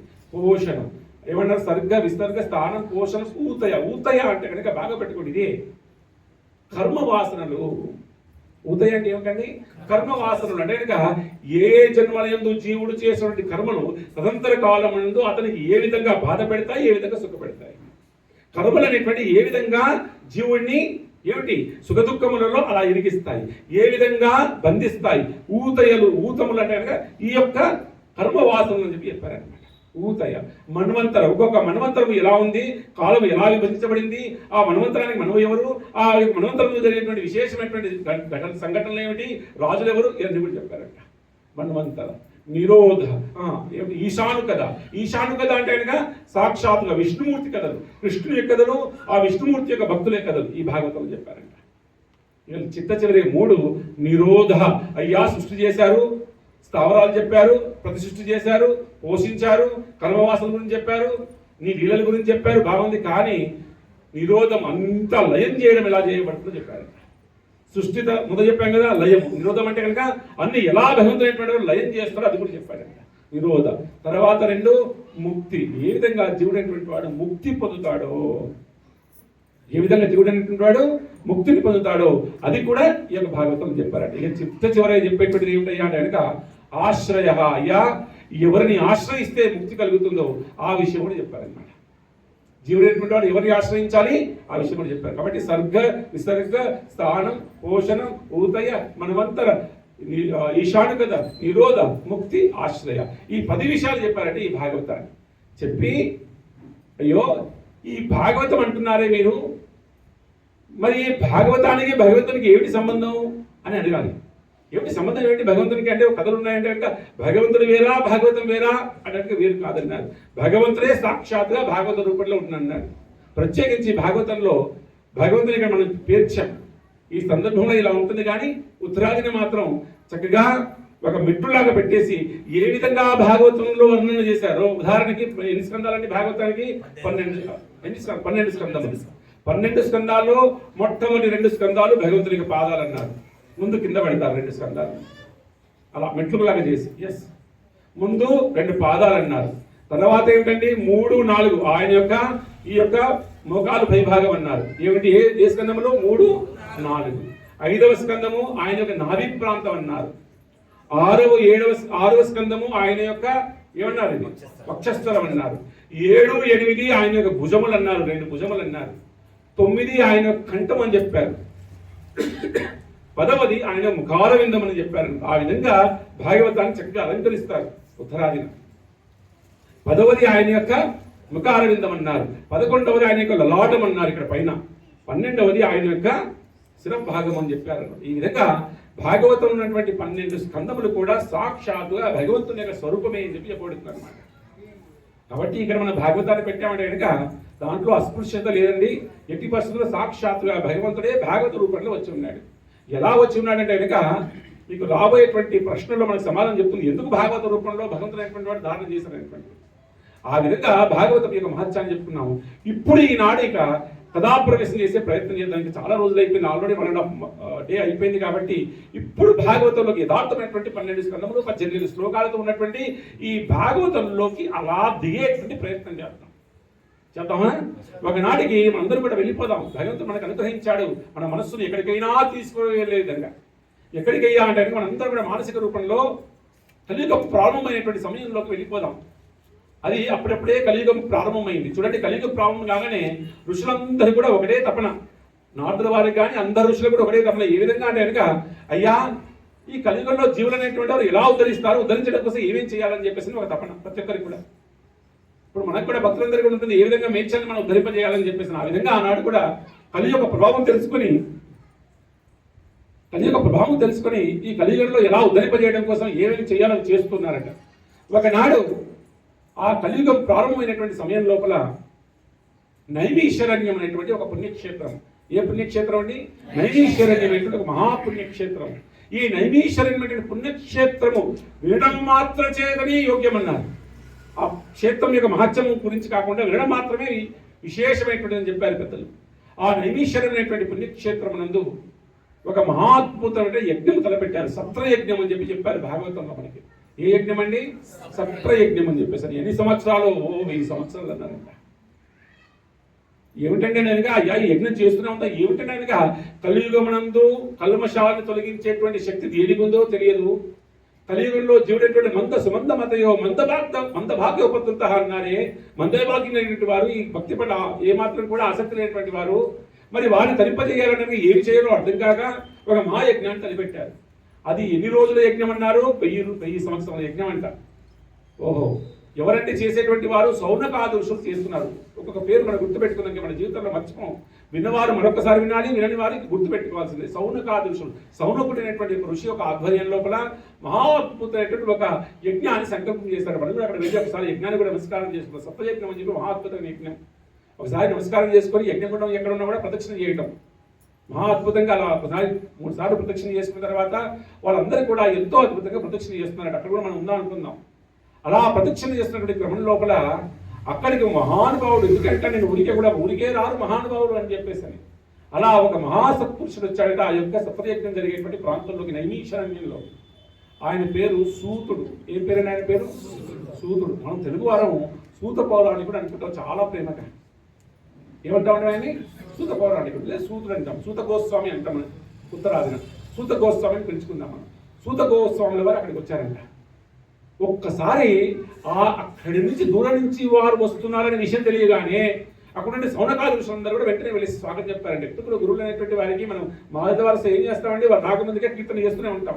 రాగానే ఓహో జయ జయధ్వానాలు చేస్తుంటాం, పుష్పాలు కురిపిస్తుంటాం, పాదాభివందనం చేస్తుంటాం, నమస్కారం చేస్తుంటాం, ఆహా స్వాగతం చెప్తుంటాం, ఒక ఆసనం ఏర్పాటు చేస్తాం, వస్త్రం కింద పెడతాం, అగ్యపాదులు ఇస్తాం, నమస్కారం చేస్తాం. ఒకరు చక్కగా ఏం చేస్తాం, చామలు వదులుతారు, ఒకరు చక్కగా నిలిపించాలని వదులుతుంటారు, కొందరు నీళ్ళు ఇస్తారు, కొన్ని పాదాలను అభిషేకం చేస్తారు, ఆర్తలు ఇస్తారు. ఇవన్నీ ఏ విధంగా గురువుని ఆ విధంగా మనందరూ కూడా గౌరవించుకోవాల్సిన అవసరం ఉంది. ఎందుకంటే ఆయన ఊరికే రారు, మహానుభావులు కాబట్టి. ఆ విధంగా ఆ యొక్క సత్సంజ జరిగేటువంటి ఆ యొక్క ప్రదేశంలోకి వచ్చారంట సూత పౌరాణికులు. సూతుల వారు వచ్చారంట, సూత గోస్వాముల వారు వచ్చారంట. ఆ సూత గోస్వాముల వారు రాగానే ఒక్కసారి అందరూ నమస్కారం చేసుకొని అన్ని గౌరవం చేసుకొని చక్కటి ఆసనం వేసి, చాలా శ్లోకాలు ఉన్నాయి అందులో, ఒక్క శ్లోకం మాత్రం ఖచ్చితంగా చెప్పాల్సిన సారం చెప్పే ప్రయత్నం చేస్తాను. ఏమిటయ్యా, ఏ విధంగా అయితే సముద్రంలో మునిగినటువంటి వాడికి తీరం తెలియకుండా ఎటు వెళ్ళాలో తెలియదు, ఉన్నది సముద్రం లోపల, లోతు చాలా లోతుగా ఉంది, తీరం ఎటు వెళ్ళాలో తెలియదు. అలాంటి వాడికి ఒక చక్కని పడవ కనిపించి ఆ పడవకి చక్కటి పడవ నడిపేటువంటి సామర్థ్యం కలిగినటువంటి ఒక కెప్టెన్ కనిపిస్తే ఎంత ఆనందం కలిగిందో, మిమ్మల్ని చూస్తే మాకు అంత ఆనందం కలిగిందయ్యా అని చెప్పి చెప్పారు. మిమ్మల్ని చూస్తే అంత ఆనందం కలిగిందయ్యా. అయ్యా, ఈ కలిగమైనటువంటి త్రాచుపాము యొక్క కాటుకు విరుగుడు అది నీ దర్శనమే అయ్యా అని చెప్పేసి చెప్పారు. అలా చెప్పేసి వారిని ఒకసారి నమస్కారం చేసుకున్నారు. సూతరులు అంటే కనుక సాధారణమైనటువంటి వారు కాదండి. విశేషంగా 4 వర్ణాలు ఉన్నాయి మనకి, బ్రాహ్మణ, క్షత్రియ, వైశ్య, శూద్ర అని. శూద్ర వారు చతుర్థ వర్ణం సంబంధించినటువంటి వారు, అంటే శూద్రులైనటువంటి వారు. వీళ్ళు బ్రాహ్మణులు కాదు, ఎవరి క్షత్రియులు కాదు, వైశ్యులు కాదు. ఎవరండి వీరు? శూద్రవర్ణం, చతుర్థ వర్ణం అంటాం మనం. కానీ మన శాస్త్రం లోపల చాలా మంది అంటారు ఏమిటండి, 4వ వర్ణం వాడికి జ్ఞానం యొక్క అర్హత లేదండి అని చెప్పేసి అంటుంటాం కదా. అలా కాదు, ఇదే మనకు ఉదాహరణ. చూడండి, వీరి యొక్క తండ్రి గారు రోమహర్షణుడు. అదేవిధంగా వీరు కూడా మహాద్భుతమైన నిష్ఠాగరిష్టటువంటి శాస్త్రం నందు కూడా, వీరి యొక్క శాస్త్రం నందు కూడా ఎంత పట్టు వీరికంటే కనుక బాగా పట్టుకోండి. ఈయన వ్యాసుల వారి యొక్క అనుగ్రహాన్ని పొందినటువంటి వారు ప్రత్యక్షంగా. అదే కాకుండా ఇది పూర్వకాలం నందు సుఖమహర్షుల వారు భాగవతాన్ని చెబుతా అంటే కనుక అందులో చాలా మంది ఋషులలో ఈయన వచ్చి కూర్చున్నాడు. ఎవరు? సూతవారు. సూతవారు ఎక్కడ కూర్చున్నాడు? ఏమిటి చతుర్థవర్ణానికి సంబంధించిన వాడిని పెద్ద పెద్ద మహానుభావులు, ఋషులు, యోగులు అందరూ ఉన్నారే, ముందు ఎంతో నిష్ఠాగరిష్టమైనటువంటి పండితులు ఉన్నారే, నేను ఎప్పుడో మూలకు కూర్చోవాలని ఎప్పుడో వెనక్కి కూర్చున్నాడు. ఇంకా పరీక్షితుల వారు ముందు కూర్చున్నారు. ఈయన ప్రవచన ప్రారంభించిన క్రమంలో ఎవరు? సుఖమునిందుల వారు. ఇంత మందిలో కూడా గురువులు వారు గుర్తిస్తారట, మామూలు కాదండి. అయ్యో, ఏమయ్యా సూత, రావయ్యా, ముందు కూర్చోవయ్యా అని చెప్పిన అందరూ ఆశ్చర్యపడి, ఏమిటి ఇంతమంది మీ అందరికి కూర్చున్నాము, యోగులు, ఋషులు అందరూ, పెద్ద పెద్ద ఋషులందరూ వచ్చి ఉన్నారు, సాధువులందరూ వచ్చి ఉన్నారు, ఇందరికి కాదని చెప్పేసి ఈ సూతుడు పిలుస్తున్నాడు ఏమిటి సుఖమహర్షి అని చెప్పి అనుకున్నారంట. ఆ సూతురాన్ని పిలిపించేసి ముందు కూర్చోబెట్టి ఆ పరీక్షిత్ యొక్క మహారాజు కొంచెం వెనకాలను కూర్చోబెట్టారంట. కూర్చోబెట్టేసి ఏమన్నారంట, అయ్యా, రాబోయే కాలం నందు నేను 7 రోజుల్లో ఈ యొక్క భాగవతాన్ని చెప్తాను. భాగవతం చెప్పిన తర్వాత ఈ పరీక్షితులైనటువంటి వైకుంఠానికి పోవాలి. కానీ తదంతర కాలం నందు జీవులందరినీ కూడా ఈ భాగవతాన్ని వారికి అందించి వారందరినీ కూడా వైకుంఠానికి పంపించేటువంటి నాకంటే మోక్షమైనటువంటి కార్యం నీ మీద ఉందయ్యా, అనుగ్రహిస్తున్నాను ఈనాడే నీకు ఈ భాగవతము. తలాదర కాలం నందు కూడా భాగవతమును అందరికి అందించేటువంటి వాడిని నువ్వు అనుగ్రహిస్తున్నానని చెప్పేసి ఆశీర్వాదం చేసినటువంటి వారు సుఖమునిందుల వారు. ఎవరినండి? వారు. అంతటి గొప్పైనటువంటి బలరాముడి యొక్క ప్రత్యక్షమైనటువంటి బలరాముడి యొక్క అనుగ్రహాన్ని పొందినటువంటి వాడు. వ్యాసుల వారి యొక్క అనుగ్రహము, సుఖమునిందుల వారి యొక్క అనుగ్రహము, అదేవిధంగా బలరాముల వారి యొక్క అనుగ్రహం పొందినటువంటి వారు సూతులు వారు. అలా సూతుల వారు కూర్చుంటే కనుక ఈ యొక్క సుఖమునిందుల ఈ సౌనకాల ఋషులందరూ కూడా కూర్చొని, అయ్యో 88,000 మంది ఉన్నారంట అక్కడండి. ఆ సంఖ్య కూడా చెప్పారు మనకి. ఎంతమంది ఉన్నారండి? 88,000 మంది ఋషులు కూర్చుంటే అందరి పక్షాన సౌనకాది ఋషుల అందరి పక్షాన సౌనకుడు ఒక 6 ప్రశ్నలు వేశారంటండి. ఎన్ని ప్రశ్నలు వేశారండి? ఒక 6 ప్రశ్నలు వేశారంట. ఎంత అద్భుతమైన ప్రశ్నలు చూడండి. 6 ప్రశ్నల్లో మొట్టమొదటి ప్రశ్న శ్రేయ అంటే, మనం వేదములు చూసినా, పురాణములు చూసినా, శాస్త్రములు చూసినా 3 విషయాలు చెప్పాలన్నారు. ఇది కొత్తగా కనిపిస్తే వినండి. సంబంధము, అభిధేయ, ప్రయోజనము. ఏమిటంటే సంబంధము, అభిధేయము, ప్రయోజనం. అంటే కనుక భగవంతునితో నాకున్న సంబంధం ఏమిటో చెప్పాలి. ఆ సంబంధాన్ని ఏమిటి, ఏ విధంగా సాధన చేయాలో ఏమిటో సంబంధ అభిధేయం చెప్పాలి. చిత్తచరణ ఏది పొందగలుగుతున్నా ప్రయోజనం చెప్పాలి. 3 ఉండాలి ఏ శాస్త్రం కన్నా కూడా. ఇప్పుడు ఈ 3టినే ప్రశ్నిస్తున్నాడు వారు. ఎలాగైతే ప్రశ్నిస్తామంటున్నాడు. 6 ప్రశ్నలు అడిగారు. ఎవరండి? ఋషులందరికీ కూడా. ఈ 6 ప్రశ్నలే భాగవతానికి పునాది. భాగవతంలో 18,000 శ్లోకాలు రావడానికి ప్రధానమైనటువంటి మూలమైనటువంటి సిద్ధాంతం ఏదైతుందో ఆ ఈ 6 ప్రశ్నల మీదనే భాగవతం ఆధారపడింది అన్నమాట. మొట్టమొదటి ప్రశ్న, అయ్యా, జీవుడు యథార్థముగా ఈ భౌతిక జీవితంలో జన్మించిన తర్వాత తను ప్రాప్తింపవలసినది అంటే తను పొందవలసినది ఎవరిని? మొదటి ప్రశ్న అండి. ఏమిటిది? ఎవరిని పొందవలసినది? మొదటి ప్రశ్న. ఓహో. ఇక రెండవ ప్రశ్న బాగా అద్భుతంగా మనందరూ కూడా ఈ ప్రశ్నలు ఏ విధంగా ఉన్నాయి చూడండి. ఇక రెండవ ప్రశ్న ఏదైతే ఉందో, ఈ గమ్యము చేరుకోవడానికి అత్యంత సులభంగా సరళంగా సాధన చేసి ఏ విధంగా గమ్యాన్ని చేరుకుంటాడో అది రెండవది చెప్పాడు. మొదటిది ఏంటండి? ఎవరిని చేరుకోవాలి, గమ్యం ఏమిటి, ఎవరిని పొందవలసిన జీవుడు అనేటువంటి వాడు. ఆ పొందడానికి కావాల్సిన మార్గం ఏమై ఉన్నది, సాధన ఏమై ఉన్నది. ఆ సాధన ఏ విధంగా ఉండాలి? కఠోరంగా ఉండాలా? కాదన్నారు. సరళంగా ఉండాలి, అధ్యయనం సాధన చేసే విధంగా ఉండాలి, అది చేర్చేటువంటి సాధన కలిగి ఉండాలి. 2 అడిగాడు. ఇక 3ది అడిగాడు, అయ్యా, నాకు ఒక విశేషంగా ఒక సంశయం ఉన్నది. భగవంతుడైనటువంటి వాడు ఇలా వినోదైనటువంటి వాడు కదా, వైకుంఠంలో చాలా అందంగా ఉంటాడు. ఈ భౌతిక జగత్తుకు అంటున్నటువంటి వాడు, ఈ భౌతిక జగత్తులో కర్మ ఉన్నది, ఇక్కడ సుఖ దుఃఖములు ఉన్నాయి కదా, సుఖ దుఃఖములతో ఉన్నటువంటి ఈ భౌతిక జగత్తులోకి ఎప్పుడూ ఆనందభూషితుడైనటువంటి ఆ భగవంతుడైనటువంటి వాడు వైకుంఠంలో నుంచి ఈ భూలోకానికి భగవంతుడు ఎందుకు దిగి వచ్చాడు? మూడో ప్రశ్న. దిగి రావటమే కాదు, దేవకీ గర్భంలోకి ఎందుకు దిగి వచ్చాడు అనేటువంటిది మూడో ప్రశ్న. ఎందుకు రావాలండి భగవంతుడు అనేటువంటి వాడు? ఆయన ఎక్కడో ఉంటాడు, ఆయనకు అవసరం ఏమిటి? ఇంతకుముందు చెప్పినా కదా, ఏదో మన దుఃఖం ఉందనుకోండి, ఆ దుఃఖం తీర్చడానికి ఎవరిని పంపించవచ్చు కదా. కానీ ఆయనే స్వయంగా తిరిగి వచ్చాడు. అన్ని అవతారములు వచ్చాయి, కానీ మూలావతారం కృష్ణుడు ఎందుకు వచ్చాడు? వచ్చినటువంటి వాడు దేవకీ గర్భంలోకి ఎందుకు వచ్చాడు? ఎందుకంటే మాతృలు తల్లులు లేకుండా ఆవిర్భవించిన అవతారం ఉన్నాయి. నరసింహస్వామి అవతారం తల్లి ఉందా? తండ్రి ఉన్నాడా? లేడు. కానీ ఈ కృష్ణుడైనటువంటి మూలావతారం ఏదైతే ఉందో దేవకీ దేవి గర్భంలోకి ఎందుకు వచ్చాడు అని అడిగారు. మూడవ ప్రశ్న. వచ్చాడు సరే. నాలుగవ ప్రశ్న. వచ్చిన తర్వాత ఆయన ఏమేమి లీలలు చేశాడయ్యా కృష్ణుడిగా వచ్చి తెలుసుకోవాలనుకుంటున్నాను. కానీ మనం కూడా తెలుసుకోవాలన్నా? నాలుగవ ప్రశ్న ఏమిటండి? ఏమి లీలలు చేశాడు? ఎందుకంటే కనుక భాగవతం మనం ఎప్పుడు చెప్పుకుంటున్నాం, జన్మ కర్మ చమే దివ్యం ఏవం యో వేతి తత్వతః తైత్వా దేహం పునర్జన్మ నైతి మామేతి స్వస్తున. అయ్యా మీరు రెండు విషయములు తత్వతః తెలుసుకోవాలన్నారు. తత్వం ద్వారా ఏవి? జన్మ కర్మ. అవే అడిగాడు ఇక్కడ. కృష్ణుడి యొక్క జన్మ గురించి అడిగాడు. ఏ విధంగా వచ్చాడు ఈ భూలోకం మీద, ప్రత్యేకించి దేవకి గర్భంలోకి ఏ విధంగా జన్మించాడు? ఆ జన్మ గురించి చెప్పండి అయ్యా. జన్మ తర్వాత కర్మ. ఈ జన్మించాడు పర్వాలేదు, కానీ తరంతర కాలం నందు 125 సంవత్సరాల పైగా ఈ భూలోకంలో నడియాలని తెలుసు మాకు. కానీ ఆ యొక్క ఇలేమిటో మాకు తెలియజేయండి అయ్యా. ఈ రెండవ ప్రశ్న. జన్మ కర్మ ఈ రెండు తెలుసుకున్నామా భగవంతునికి అనుగ్రహం అన్నారు. అదే అడిగారు. ఇది ఉత్తమమైన ప్రశ్నేనా? లేదా మాకు ధనం కావాలో, ఐశ్వర్యం కావాలో, ఇది కావాలో, అది కావాలో ఏం అడగలేదు వాళ్ళు. అడిగినటువంటి ఇదే. ఎన్ని ప్రశ్నలు అయ్యాయండి ఇప్పుడు? 4 ప్రశ్నలు అయ్యాయి. ఇక 5వ ప్రశ్న. అయ్యా భగవంతుడు వచ్చాడు, లీలలు చేశాడు, బాగుంది, కానీ ఈయన ఒక్కడే కాదు కదా, అనాది కాలం నుంచి కూడా అనేకమైన అవతారములు వచ్చి ఉన్నాయి కదా, మాకు అవతారాల గురించి తెలియజేయండి. అన్ని అవతారముల గురించి తెలియజేయండి. ఏ అవతారములు ఈ భూలోకం నందు వచ్చి ఉన్నాయి, ఆ అవతారం ద్వారా వచ్చినటువంటి వారు ఏ లీలలు చేసి ఉన్నారు, ఆ లీలలన్నీ మాకు తెలియజేయండి అని అడిగారు. ఎంత అద్భుతమైన ప్రశ్న. భగవంతుడు ఏ విధంగా వచ్చి ఉన్నాడు, ఏం చేశారన్నారు, తర్వాత వారి యొక్క అనంతమైనటువంటి అవతారములు ఏమేమి ఉన్నాయో ఆ అవతారముల యొక్క లిస్టు చెప్పి ఏ అవతారము ఎందుకోసం వచ్చిందో చక్కగా తెలియజేయండి అని అన్నారు. ఇదే భాగవతం అంతా కూడా. అవునా? ఎన్నో ప్రశ్న అండి ఇది? 5వ ప్రశ్న. ఇక 6వ ప్రశ్న. అయ్యా ఈ కలి ప్రారంభమైంది ఎందుకంటే అనగా భగవంతుడు సుధామానికి వెళ్ళిపోయి ఉన్నాడు కదా. సుధామానికి వెళ్ళిపోయినటువంటి ఆ కృష్ణ భగవానుడు ఉన్నంత కాలము ధర్మం అతనిలో చేతిలో ఉంది. కృష్ణుడు ఈ భూమండలంలో ఉన్నంత కాలము ధర్మం ఎవరి చేతిలో ఉందండి? కృష్ణుడి చేతిలో ఉంది. మరి కృష్ణుడు అనేటువంటి వాడు వైకుంఠానికి వెళ్ళిపోయాడు, గోలోక బృందానికి వెళ్ళిపోయాడు. వెళ్ళిపోయిన తర్వాత ఆ ధర్మము ఎవరిని ఆశ్రయించింది? కృష్ణునంత కాలము ధర్మం ఎవరి దగ్గర ఉందండి? ఆయన చేతిలో ఉందన్నారు. కానీ ఆయన వైకుంఠానికి వెళ్ళిన తర్వాత, భూలోకానికి వెళ్ళిన తర్వాత ఈ ధర్మము ఎవరిని ఆశ్రయించింది? ఇది చెప్పండి అయ్యా అని చెప్పి అడిగారంట. ఎన్ని ప్రశ్నలు ఇవి? జీవితకాలంలో మర్చిపోయినట్టు సిద్ధాంతం. 2వ రోజంతో సిద్ధాంతం.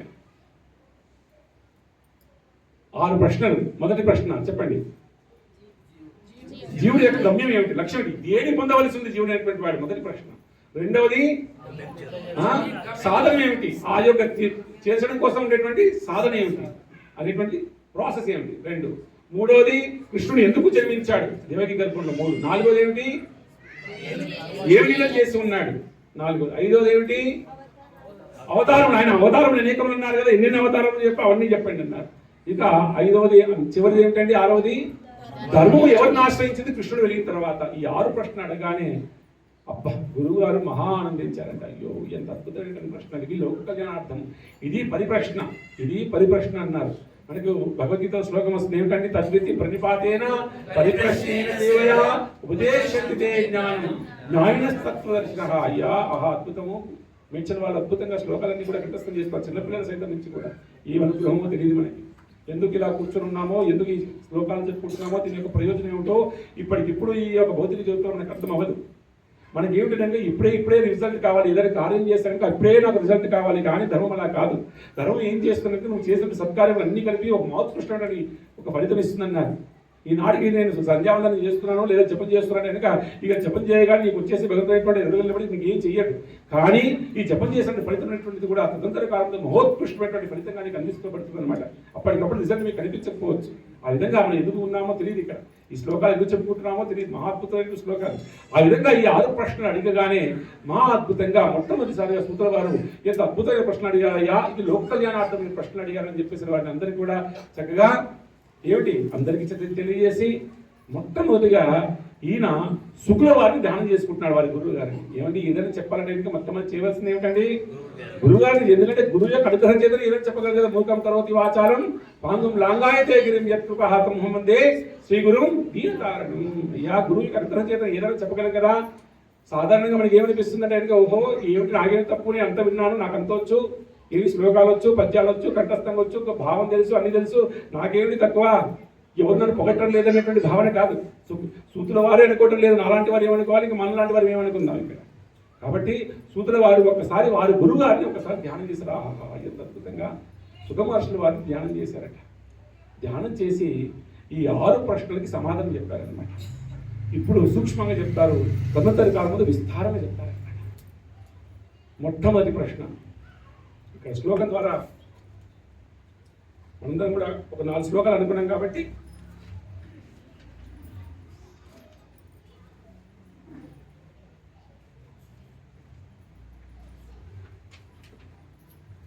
మొట్టమొదటిది ఏమిటండి ప్రశ్న?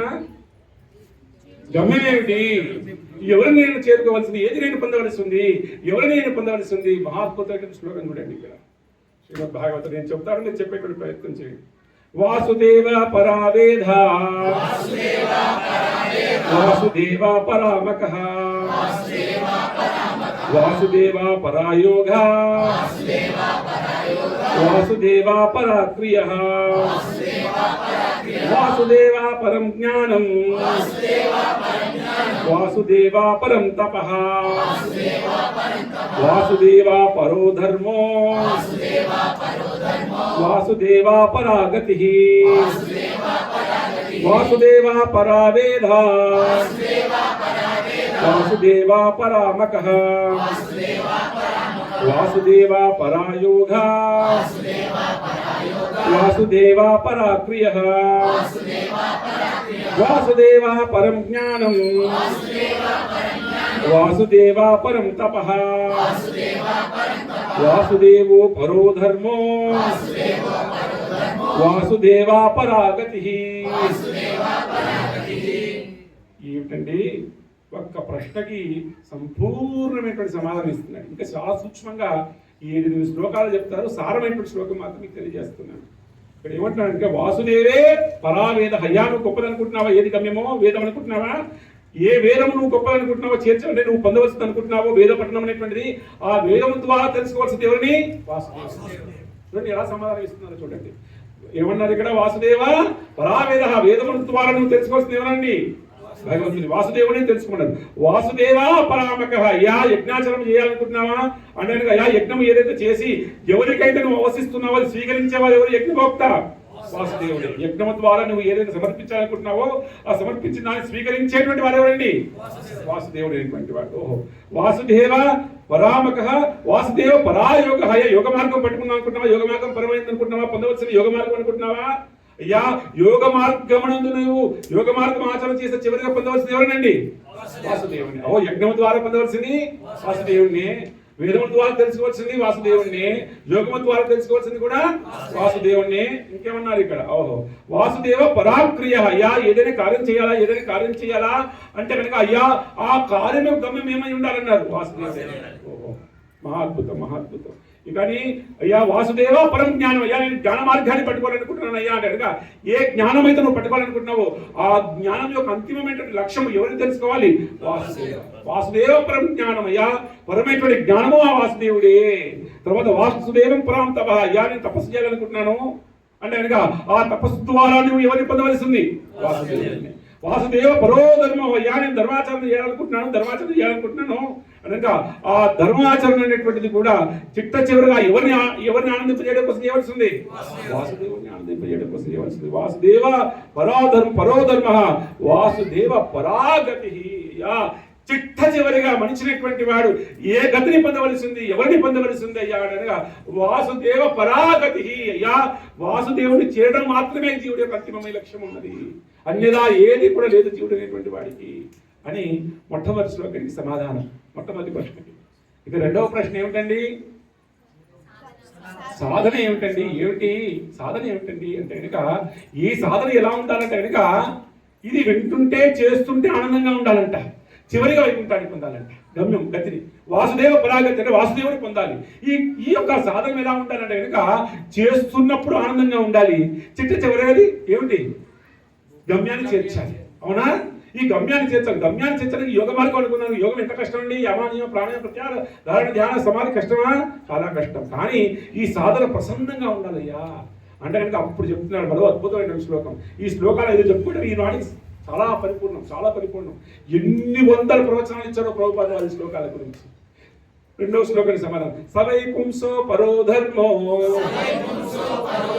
యదో భక్తి యదోక్షజే అహైతుకి అప్రతిహత యయాత్మా సుప్రసీదతి. సవై పుంసా పరో ధర్మో యదో భక్తి యదోక్షజే అహైతుకి అప్రతిహత యయాత్మా సుప్రసీదతి. ఓహో, రెండో ప్రశ్న ఏమిటయ్యాడయ్యా? మార్గం ఏమిటి కనుక అయ్యా సవై పుంసా పరో ధర్మం. అయ్యా జీవులైనటువంటి వారికి పరమైనటువంటి ఒక ధర్మం ఉన్నది, పరమైనటువంటి ఒక సాధనం ఉన్నది, పరమైనటువంటి ఒక విశేషమైనటువంటి ఏమిటి కార్యం ఉన్నది, తను చేయవలసింది ఏమిటి? సవై పుంసా పరో ధర్మం, పరమైనటువంటి ధర్మములు. ఎందుకంటే అన్ని ధర్మములు ఉన్నాయి, భార్యగా భర్తగా తండ్రిగా కొడుకుగా భార్యగా అనేకటువంటి బాధ్యతలు ధర్మాలు ఉన్నాయి. కానీ అన్ని ధర్మాల నుంచి పరమైనటువంటి ఒక ధర్మం ఉన్నది. సవై పుంసా పరో ధర్మో యదో భక్తి అదోక్షజే. అయ్యా ఏమిటి ఆ ధర్మం అంటే కనుక అదోక్షకుడైనటువంటి ఆ శ్రీమన్నారాయణుడికి, ఆ శ్రీ మహావిష్ణువుకి, ఆ కృష్ణ భగవానుడికి భక్తి చేయడం మాత్రమే ధర్మం అయి ఉన్నది. సాధనం ఏమిటి ఇక్కడ? భక్తి అనేది సాధనం అని చెప్తున్నారు అన్నమాట. ఈ భక్తి ఎలా ఉండాలి? అహైతుక ఏమిటండి? అహైతుక భక్తి అన్నారు ఇక్కడ. అహైతుకం అంటే కనుక ఏమిటండి? అహైతుకం అంటే ఏమిటండి? అహైతుకం అంటే కనుక కేవలం కృష్ణుడు తప్ప మరొకటి లేనటువంటి భక్తి అన్నారు. అహైతుకమైనటువంటి స్వచ్ఛమైనటువంటి భక్తి కావాలన్నారు. అహైతుకమైనటువంటి భక్తి, కృష్ణుడు తప్ప అన్యమైనటువంటిది లేనటువంటి ఒక భక్తి. కర్మ చేత కానీ జ్ఞానము చేత కానీ అంటే మిక్స్ అయినటువంటి భక్తి కాదు, మిశ్రమ భక్తి కాదు. ఇక్కడ అహైతుకమైనటువంటి భక్తి. తర్వాత ఏమిటన్నారు? అహైతుకం అప్రతిహత అంటే ఈ భక్తి ఎలా ఉండాలంటే కనుక నిరాటకంగా ఉండాలంటే ఏమిటి? ఆటంకం లేకుండా ఉండాలి, కంటిన్యూస్ గా ఉండాలంట. ఇది భక్తి అనేటువంటి మన జీవుడైనటువంటి వారికి సాధనం అన్నారు. మరి భక్తి అన్నామండి, ఎలా భక్తి చేస్తామని రెండో ప్రశ్న ఏందండి? ఏమిటి? సవై పుంసా పరో ధర్మ యదో భక్తి యదోక్షజే అహేతుకి అప్రతిహత యయాత్మా సుప్రసీదతి. కానీ అయ్యా ఈ భక్తి అంటున్నామే, మరి మా ధర్మములు అనేటువంటి మాకున్నాయి కదా, ఈ భక్తిని ఆచరించాలి, ఏం చేయాలి భక్తి అంటే చెప్తున్నారు. ధర్మస్వాంసిత పుంసః విశ్వక్సేనా కదా అసూయః నా ఉత్పాదయతే యది రతిం శ్రమయే వై కేవలం. శ్రమ ఎప్పుడు చెప్తుంటాను, ఎందుకంటే ఇదే మూలం కదా భాగవతానికి అని. ఇంకా దానికి సపోర్టింగ్ గా శ్లోకాలు చెప్తున్నాడు. ఏమిటి? ధర్మస్వం సిద్ధపుంసః విశ్వక్సేన కదా అసూయ. నీ ధర్మాలు అన్ని చేశాను నేను, అన్ని ధర్మాలు చేశాను, అన్ని బాధ్యతలు తీర్చుకున్నా నేను, అన్ని చేశానని అనుకొని ఇంకా ముగించడానికి లేదండి. నీవు ఎన్ని ధర్మాలు బాగా చేసినా కూడా, ఎన్ని ధర్మములు మీరు చక్కగా ఆచరించినప్పటికీ కూడా చివరి చేయవలసిన మహత్వమైన ధర్మం ఉన్నది. ఆ ధర్మం లేకపోతే మీరు ఎన్ని చేసినా వ్యర్థమే. ఇది ఒక్కటి చేసి మీరు అది చేయకపోయినా సంపూర్ణమే. ఇది నేను చెప్పడం లేదు, భాగవతం చెప్తుంది. ఏమిటి? నా ఉత్పాదయతే యది రతిం. దేని మీద? నీలో సహజంగా కథ వినాలి, విష్ణు కథ వినాలి, హరికథ వినాలి, హరి భక్తుల కథలు వినాలి అనేటువంటి లాలస, రతి, కోరిక, ఇష్టం నీ లోపల అహైతుకంగా అంటే కనుక చాలా సహజంగా నిరాటకంగా నీకు ఆ కథ వినాలనేటువంటి కోరిక నీలో ఉదయించలేకుండా అన్ని ధర్మాలు చేసినా కూడా, ఎన్ని ధర్మములు చేసినా ఆ ప్రయత్నం అంతా కూడా వ్యర్థమే. శ్రమయే వై కేవలం. లేదా నీవు ఏం చేస్తావు? హరికథ వినాలనేటువంటి ఆలస్యం ఉంది, హరికథ వినాలనేటువంటి కోరిక ఉంది, కూర్చుంటాను, మఠం వేసుకుంటాను, కూర్చుంటాను, పర్వాలేదు అనేటువంటి లాలస, హరికథ వినాలనేటువంటి కోరిక మన లోపల ఉదయించిందా? ఓహో మాకు కృష్ణం పరమైనటువంటి ధర్మం అదే. లేదు నాకు హరికథ వినాలని లేదు, కానీ ఏమిటి? ధర్మాలు అన్ని చేశానండి, నేను దానాలు చేశాను, ధర్మాలు చేశాను, పుణ్యక్షేత్రాలు పోయాను, గయా వెళ్ళాను, గోకర్ణం వెళ్ళాను, అన్ని వెళ్ళానండి, కానీ నేను హరికథ వినలేదండి, అసంపూర్ణం అన్నారు. హరికథ విన్నారా? ఏది వెళ్ళకున్నా కూడా పరిపూర్ణమే అన్నారు. ధర్మస్వాంసిత పుంసః విశ్వక్సేన గదాసూయ నా ఉత్పాదయతే రతిం సమయే వై కేవలం. ఎందుకండి అంటే కనుక ఈ కథ వినడం ద్వారా ఏం జరుగుతుందంటే కనుక మా అద్భుతంగా చెప్పారు. శృణ్వతం స్వకథా కృష్ణ పుణ్యశ్రవణ కీర్తనం హృదయంతః స్థితోయం అభద్రాణి విధునోతి సుహృత్ సతం. అయ్యా, ఈ కథ అనేటువంటిది కూడా ఎవరైతే అక్కడ వింటారో వారి హృదయంలో ఉన్నటువంటి ఏమిటండి అభద్రత భావం అంటే దుఃఖము, ఏదో మన జీవనటువంటి అనిపిస్తుంది. అయ్యో నేను ఒంటరైపోయానే, నేను ఎవరితో వాళ్ళకి ప్రయాణం చేస్తున్నా, నా తండ్రి యొక్క వేలు వదిలిపెట్టాను. జీవుడికి ఏదో ఒక సమయంలో అనిపిస్తుంది, నాతో ఉన్నటువంటి వాళ్ళు ఎంతో మంది వాళ్ళ ఏలు నేనే వదిలిపెట్టాను, నా ఏలు వాళ్ళు వదిలిపెట్టారో తెలియదు, నేను ఒంటరైపోయినాను, నా చుట్టూ అందరూ ఉన్నా సరే నేను ఏకాంతంగా అనేటువంటి భావన కలుగుతుందో, నేను జీవితంలో నాకు ఏమైనా కూడా ఆశ కనిపించడం లేదు, ఏది నాకు ఆశ కనుకున్నానో అది అంతరించిపోయింది, నన్ను వదిలిపెట్టి వెళ్ళిపోయింది అనేటువంటి హృదయం నుండి కూడా ఏదో భారమైనటువంటి ఒక దుఃఖం ఉందో, ఆ దుఃఖం అంతా కూడా ఈ హరికథ వింటే మాత్రం ఆ దుఃఖం పోతుందయ్యా అని భాగవత ప్రమాణంగా చెప్పబడింది. భాగవతం ఎందుకంటే కనుక కృష్ణుడు యథార్థమైతే కనుక, భాగవతం యథార్థమైతే కనుక, భాగవతంలో చెప్పిన విషయం యథార్థమైతే కనుక, ఈ భాగవత సప్తాహం నా శక్తి కాదు, మీ శక్తి కాదు, ఈ కృష్ణుడే శక్తి పూర్ణుడైతే కనుక, ఈ భాగవతమే శక్తివంతమైతే కనుక, ఈ 7 రోజుల తర్వాత మాత్రం గతించినటువంటి రాజు ప్రభు గారికి ఖచ్చితంగా 100కి 100 పాలు కాదు, 1,000,000 పాలు అయినా సరే భగవంతుడు యథార్థమైతే, అతనే సత్యమైతే, ఈ భాగవతమే సత్యమైతే కనుక తనకి ఉత్తమోత్తమైనటువంటి గతి కాదు, సాక్షాత్తుగా విష్ణు పదం పొందాలనేటువంటి గొప్పతనమా నా గొప్పతనంతో చెప్పడం లేదు, ఇది భాగవతం యొక్క గొప్పతనం చెప్తాను. ఏ విశ్వాసం అయితే చిన్నప్పటి నుంచి మనం చేస్తున్నామో, ఏ విశ్వాసం అయితే ప్రభుపాద వారు ఆశ్రయించారో, ఏ విశ్వాసాన్ని ఆదిశంకరుల వారు చెప్పారో, ఏ విశ్వాసం అనేటువంటి రామానుజ వారు చెప్పారో, ఏ విశ్వాసాన్ని మధ్వాచార్యులు చెప్పారో, ఏ విశ్వాసాన్ని మహాప్రభు వారు చెప్పారో, ఏ విశ్వాసాన్ని ఆచార్యులు అందరూ చెప్పారు, అదే విశ్వాసాన్ని ఇక్కడ పెట్టుకొని నేను చెప్తున్నానండి. భాగవతమే ప్రమాణం, శాస్త్రం ప్రమాణంగా చెప్తున్నాను. ఖచ్చితంగా వారికి ఉత్తమోత్తమైనటువంటి ఏదో ఊర్ధ్వగతి కాదు, దీని యొక్క ఏమిటి ఫలితమైనటువంటిది కూడా ఫలశ్రుతి సాక్షాత్తుగా విష్ణు పదం అని చెప్పబడుతుంటారు.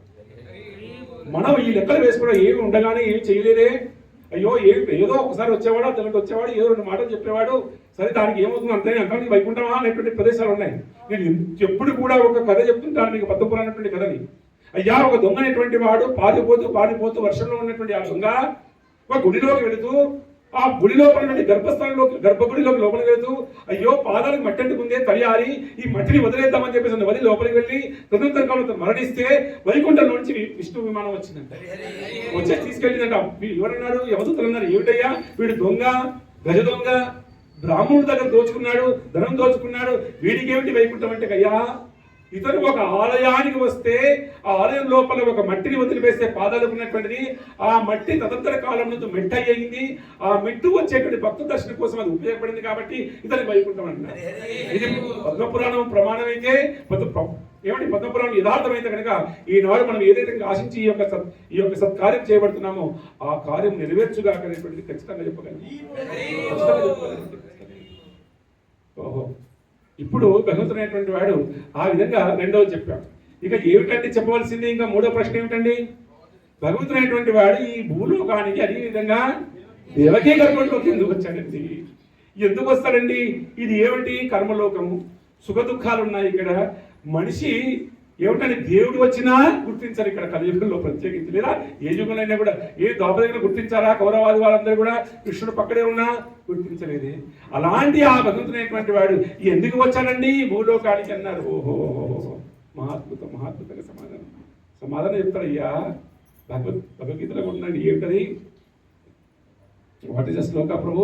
ఎప్పుడు మర్చిపోతుంటాను నేను. ఏంటి ప్రభుజీ?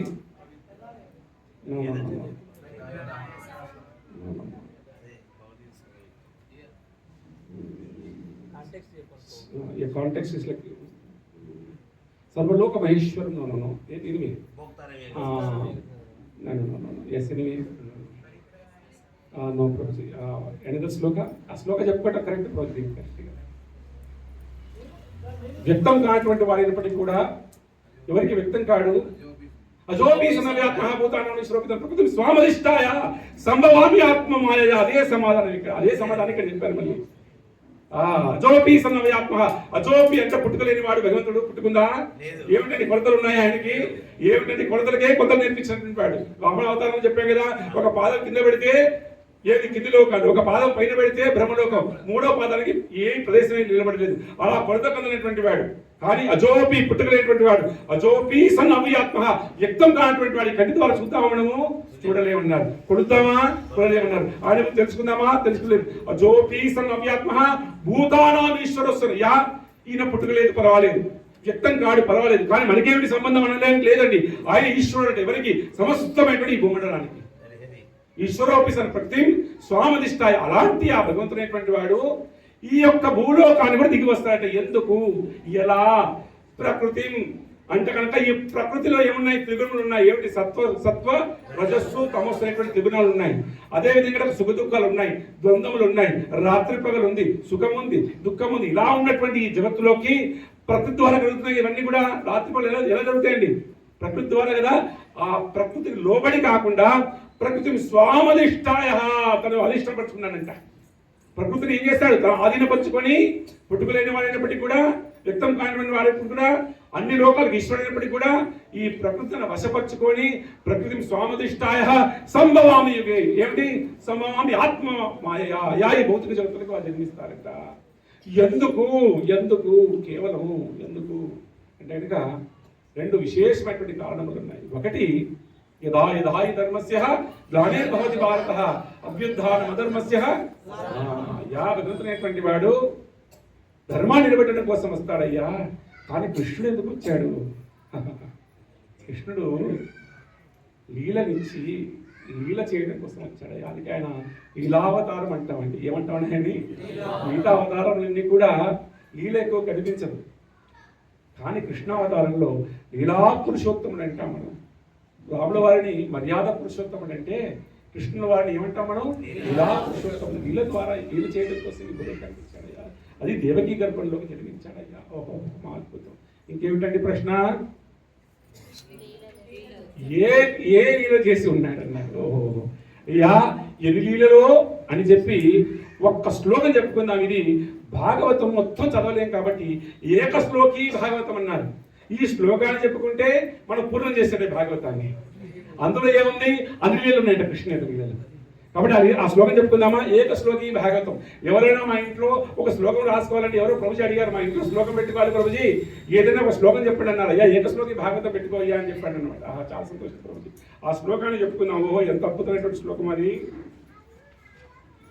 అంతస్థంగా ఉన్నా నిలబెట్టడం లేదు ఈ మధ్య.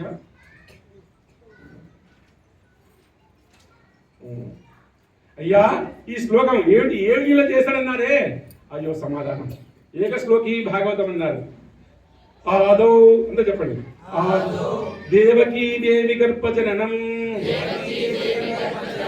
గోపీ గృహవర్ధనం మాయాపూతన జీవితాపహరణం గోవర్ధనోద్ధారణం కంసచ్ఛేదన కౌరవాదిహననం కుంతీసుతపాలనం ఏతత్ భాగవతం పురాణ కథితం శ్రీకృష్ణ లీలామృతం.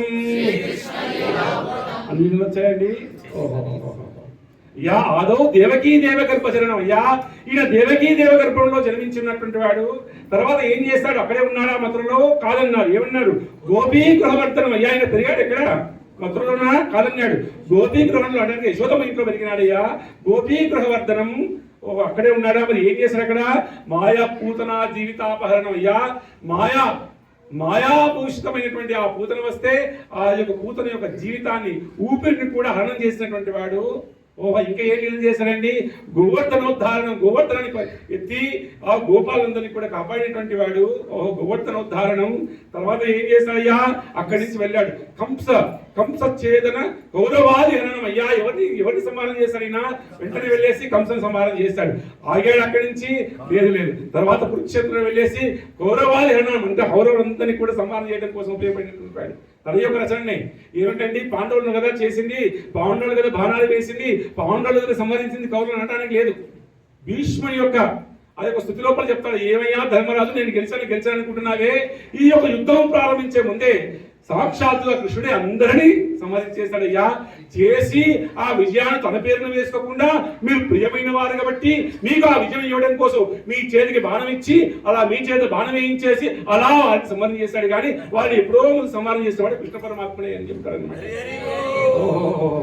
ఏమిటి కౌరవాది హరణం, అయ్యా కౌరవులందరూ కూడా హనం చేశారంటే అనగా ఇక తర్వాత ఏం చేశాడండి, ఏమన్నారు ఇక్కడ, తర్వాత వారిని హనం చేశాడు. కుంతీ సుత పాలనం, అయ్యా వారిని సంహారం చేశాడు. మరి ఎవరినండి వారిని అనుగ్రహించాడు?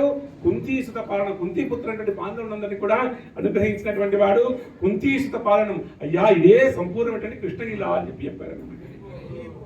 ఇది విస్తారంగా ముందు చెప్పారు 5వ 6వ అధ్యాయంలో. నేను ఈ శ్లోకాన్ని తీసుకొచ్చేసి ఇక్కడ జోడించాను అనమాట. ఎంత అద్భుతంగా ఉందండి. ఓహో, ఏమి లీలలు చేశాడు. జన్మ కర్మ చమే దివ్యం శ్లోకంలో ఉందండి. జన్మ ఉంది ఇందులో, కర్మ ఉంది, అన్ని లీలలు ఉన్నాయి ఇందులోనే. ప్రధానమైనటువంటి నమస్కారం చేసుకున్నాం, భాగవతం పూర్ణం చేసినట్టు. ఎవరైనా ఏదైనా అయ్యో ఇన్ని శ్లోకాలు 18 శ్లోకాలు మేము చదవలేమైనటువంటి ఆ యొక్క ఏమిటి అది సంశయం అనేటువంటిది అవసరం లేదు, చక్కగా చెప్పుకున్నాం మనం. ఓహో మహాద్భుతం. ఇక తర్వాత ఏమిటండి ప్రశ్న, అవతారములు. ఎన్ని అవతారములు అని చెప్పి అడిగాడట. ఇక్కడ నేను ఒక అద్భుతమైన ఫలశ్రుతి ఉండండి. ఇది ఈ ఫలశ్రుతి చాలా విశేషమైనటువంటిది. ఇక్కడ 22 అవతారముల గురించి చెప్పారనమాట భాగవతం. ఎన్ని అవతారములు అండి? 22 అవతారములు. ఈ 22 అవతారములు ఉచ్చరించిన మాత్రము చేతనే, ఇది నేను చెప్పడం లేదు, 22 అవతారములు ఉచ్చరించిన మాత్రం చేతనే ఏ గృహమునందైనా సరే, ఎంతటి అశుభము జరిగినా సరే, బాగా పెట్టుకోండి, ఇది నేను చెప్పడం లేదు, ఏదో సందర్భోచితంగా చెప్పేటువంటి వంశము కాదు.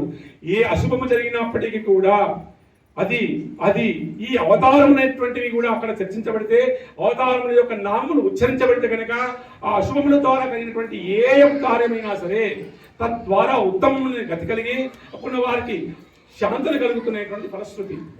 22 అవతారములు నేను ఒక్కొక్క అవతారం గురించి చెప్పాను అంటే నేను చెప్పడం సాధ్యం కాదు, నామాన్ని మాత్రమే చెప్తాను. 22 అవతారములు చెప్పాను ఇక్కడ.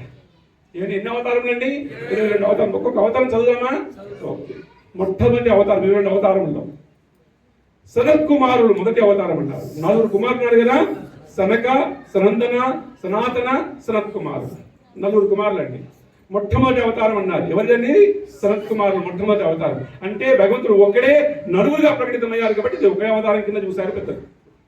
తర్వాత వరాహ అవతారం అన్నారు కదా, భూమిని తీసుకెళ్ళి ఏమిటి సముద్రంలో పెడితే వరాహ రూపంలో వచ్చేసి ఎవరినండి? హిరణ్యాక్షుని సంహారం చేశాడు. 2వ అవతారం చెప్పారు ఇక్కడ, వరాహ అవతారం. ఇక 3వ అవతారము శక్తి ఆవేశ అవతారం, విశేషణ అవతారము నారద అవతారం. నారద మునిందుల వారు. ఇందులో ఎప్పుడు చెప్తుంటాను నేను, అయ్యా మనం రామ అన్నామా కృష్ణ అన్నామా నారదుల వారిని. అందరికి ఏమిటి ఈయన తగులు పెడతారండి, పాత సినిమాలో పద్మనాభం లాగా ఈయన ఎప్పుడు కూడా జోకర్ అని అనుకోకండి దయచేసి. ఆ జోకరే లేకపోతే మనం ఈరోజు రామకృష్ణ అనుకోలేము.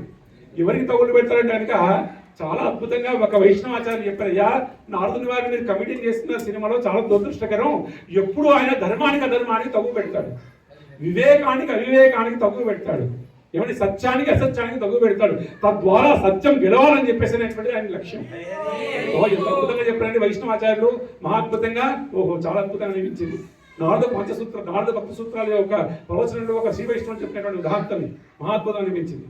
కాబట్టి 3వ అవతారం ఏమిటండి? నారదుల వారి యొక్క అవతారం. 4వ అవతారము నరనారాయణ యొక్క అవతారం. 4వ అవతారం ఏమిటండి? నరనారాయణ యొక్క అవతారం. ఇక 5వ అవతారము కపిల మునీంద్రుల వారి యొక్క అవతారం. కపిలు అంటే ఎవరండి? ఏ కపిలుడు? సాంఖ్య కపిలుడు కాదండి, ఆ కపిలుడు కాదండి. మనకి ఎవరండి? దేవహూతి. అవునా? దేవహూతి కర్దములకి జన్మించినటువంటి వాడు. Sorry, yes correct. కపిలుడు అనేటువంటి వాడు సాంఖ్య సిద్ధాంతం ఇక్కడ చెప్పారు. సో ఆ కపిల మునీంద్రుల వారి యొక్క అవతారం చాలా అద్భుతంగా ఉంటుంది. తల్లిగారికి కొడుకు వారు ఉపదేశించేటువంటి మహాద్భుతమైన ఏదైనా అవకాశం ఉంటే కనుక రోమాంచితమైనటువంటి సిద్ధాంతం ఉంది అక్కడ. అందులోనే ఒక సిద్ధాంతం చెప్పారు. ఏమిటంటే కనుక నేను ఎప్పుడు కూడా బాగా ఇష్టపడినటువంటి ఒక ఉపాఖ్యానం అక్కడ కనిపిస్తుంది. అందులోనే చెప్తారు ఏమిటంటే కనుక, అయ్యా ఎవరి యొక్క నాలుక ఎందు హరినామం అనేటువంటిది ఎవరు కపిలుడు చెప్తాడు తల్లికి ఏమని చెప్తాడు?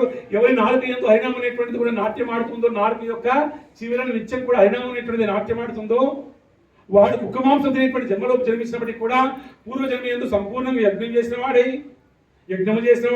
పూర్వజన్మలో వేదములు పఠనం చేసినటువంటి వాడై, పూర్వజన్మలో అన్ని జ్ఞానములు పొందినటువంటి వాడై, అన్ని యోగములు చేసినటువంటి వాడై, అన్ని దానములు చేసినటువంటి వాడై, సంపూర్ణంగా అన్ని చేసిన తర్వాత కానీ అతను నాలుక యందు నామం అనేటువంటి నాట్యం ఆడుతుందయ్యా. అతను కుక్క మాంసం తినేటువంటి జన్మంలో అంటే వంశంలో జన్మించినప్పటికీ కూడా అతన్ని భగవంతుడు ఏ విధంగా ఆరాధించాలో అతను ఆ విధంగా ఆరాధించాలని చెప్పి చెప్తారు అనమాట. కాబట్టి కపిలుడి యొక్క అవతారం అన్నారు ఇక్కడ. తర్వాత దత్తాత్రేయ అవతారం, ఇది చాలా విశేషమైనటువంటి అవతారము. మనం దక్షిణాది నాకు చిన్నప్పుడు దేవుడు ఏదైనా పూజలు వ్రతాలు నోములు చేయాలని అనగా ఆ కాలం నందు తెలంగాణ ప్రాంతంలో మహా అద్భుతంగా దత్తాత్రేయుడికి భక్తి జరిగేది. ఎన్నో దత్తాత్రేయ పూజలు జరిగేవి. ఈనాడు దత్తాత్రేయుడు లేడు, సాయిబాబా వచ్చాడు కాబట్టి. యథార్థంగానే సాయిబాబా వచ్చాడు, సాయిబాబా పాత్ర అయిపోయి అయ్యప్ప స్వాముల వారు వచ్చారు, ఇప్పుడు ఎవరు వస్తారో తెలియదు. కానీ దత్తాత్రేయుడు వారి యొక్క పూజ కూడా చాలా నిష్ఠ చేసేవారు తెలంగాణ ప్రాంతంలో. చిన్నప్పుడు నేను చాలా ప్రాంతాలు పర్యటించాను, చాలా గురువులు ఉండేటువంటి వారు. సో దత్తాత్రేయ అవతారం అన్నది. ఏ అవతారం, ఎన్నో అవతారం అండి ఇది? 6వ అవతారం అన్నారు. Yes correct. తర్వాత యజ్ఞావతారం అన్నారు, 7వ అవతారం. 8వ అవతారము ఋషభదేవుని యొక్క అవతారం అన్నారు. ఋషభదేవుడు కూడా చాలా అద్భుతమైన ఇల్లు కనిపిస్తుందని భాగవతంలో. నామం ఉచ్చరించిన మాత్రం చేతనే యోగం కదండి, భగవంతునికి అవతారం కదా. ఇందులో విశేషంగా ఆయన యొక్క అవతారం ఎన్నున్నా కూడా 22 మాత్రం అనుసరణ చేసుకుంటే అంత విశేషమైన అవతారములు కాబట్టి చెప్పుకోవడమే మహాదృష్టం కాబట్టి. తర్వాత పృథు మహారాజుల వారి యొక్క అవతారం అన్నారు. ఇది ఎన్నో అవతారం అంటే ఇది 9వ అవతారం. తర్వాత 10వ అవతారం మత్స్యావతారం అన్నారు. మనకు ఎవరు సప్త ఋషులతో చేసిన వీళ్ళంతా కూడా అక్కడ జరుగుతుంది. 10వ అవతారం. తర్వాత కూర్మావతారం అన్నారు. సముద్ర మంతనానికి ఉపయోగపడేటువంటి కూర్మావతారం. సముద్ర మంతనానికి కూడా వివరించినటువంటి విశేషమైనటువంటి వృత్తాంతం భాగవతంలో కూర్మావతారం. 12వ అవతారం ఆ సముద్ర మంతనం చూసినటువంటి ధన్వంతరి అవతారం. ఎన్నో అవతారం అనేది 12వ అవతారం. ఏ అవతారం ఇది? ధన్వంతరి అవతారం. 13వ అవతారము మోహిని అవతారం అని చెప్పారు. 13వ అవతారం ఏమిటండి? మోహిని అవతారం అని చెప్పారు. ఏది మనందరూ కూడా తెలుసు కదా, వృత్తాంతం అంతా కూడా మోహిని అవతారం. 14వ అవతారం మాత్రం చాలా శక్తివంతమైనటువంటి అవతారము నరసింహస్వామి యొక్క అవతారం. ఎన్నో అవతారం అనేది? నరసింహ అవతారం. 15వ అవతారము వామన అవతారం. 15వ అవతారం ఏమిటండి? వామన అవతారం. 16వ అవతారము పరశురామ అవతారం. 16వ అవతారము పరశురాముడి యొక్క అవతారం. 17వ అవతారము వ్యాసుల వారి యొక్క అవతారం. 18వ అవతారము శ్రీరాముల వారి యొక్క అవతారం. 19వ అవతారము బలరాముడి యొక్క అవతారం. 20వ అవతారము కృష్ణుడి యొక్క అవతారం. 21 రాబోయేటువంటి భవిష్యత్తుకు సంబంధించిన అవతారము బుద్ధావతారం. తర్వాత ఈ కలియుగ అంతమునందు కూడా వచ్చేటువంటి అవతారము కల్కి అవతారము. ఇలా 22 అవతారముల గురించి చెప్పారు. దీనికి పెద్దల ద్వారా మరో సందర్భంలో 2 అవతారాలు చెప్పారు కాబట్టి ఇంకో 2 అవతారాలు జోడించారు. ఒకటి హంసావతారము, ఒకటి హయగ్రీవ అవతారం. ఎన్ని అవతారం గురించి అది ఎక్కడో ఇంకో సందర్భంలో ఉన్నటువంటి 2 అవతారాలు కూడా తీసుకొచ్చి ఇక్కడ నేను జోడించినటువంటిది. ఈ విధంగా చూస్తే కనుక 24 అవతారముల గురించి చక్కగా చెప్పారనమాట. అలా ఇలా చెప్పారు కనుక ఒక అవతారం గురించి కొన్ని శ్లోకాలు చెప్పుకుంటూ 24 హయగ్రీవ అవతారం, తర్వాత హంసావతారం.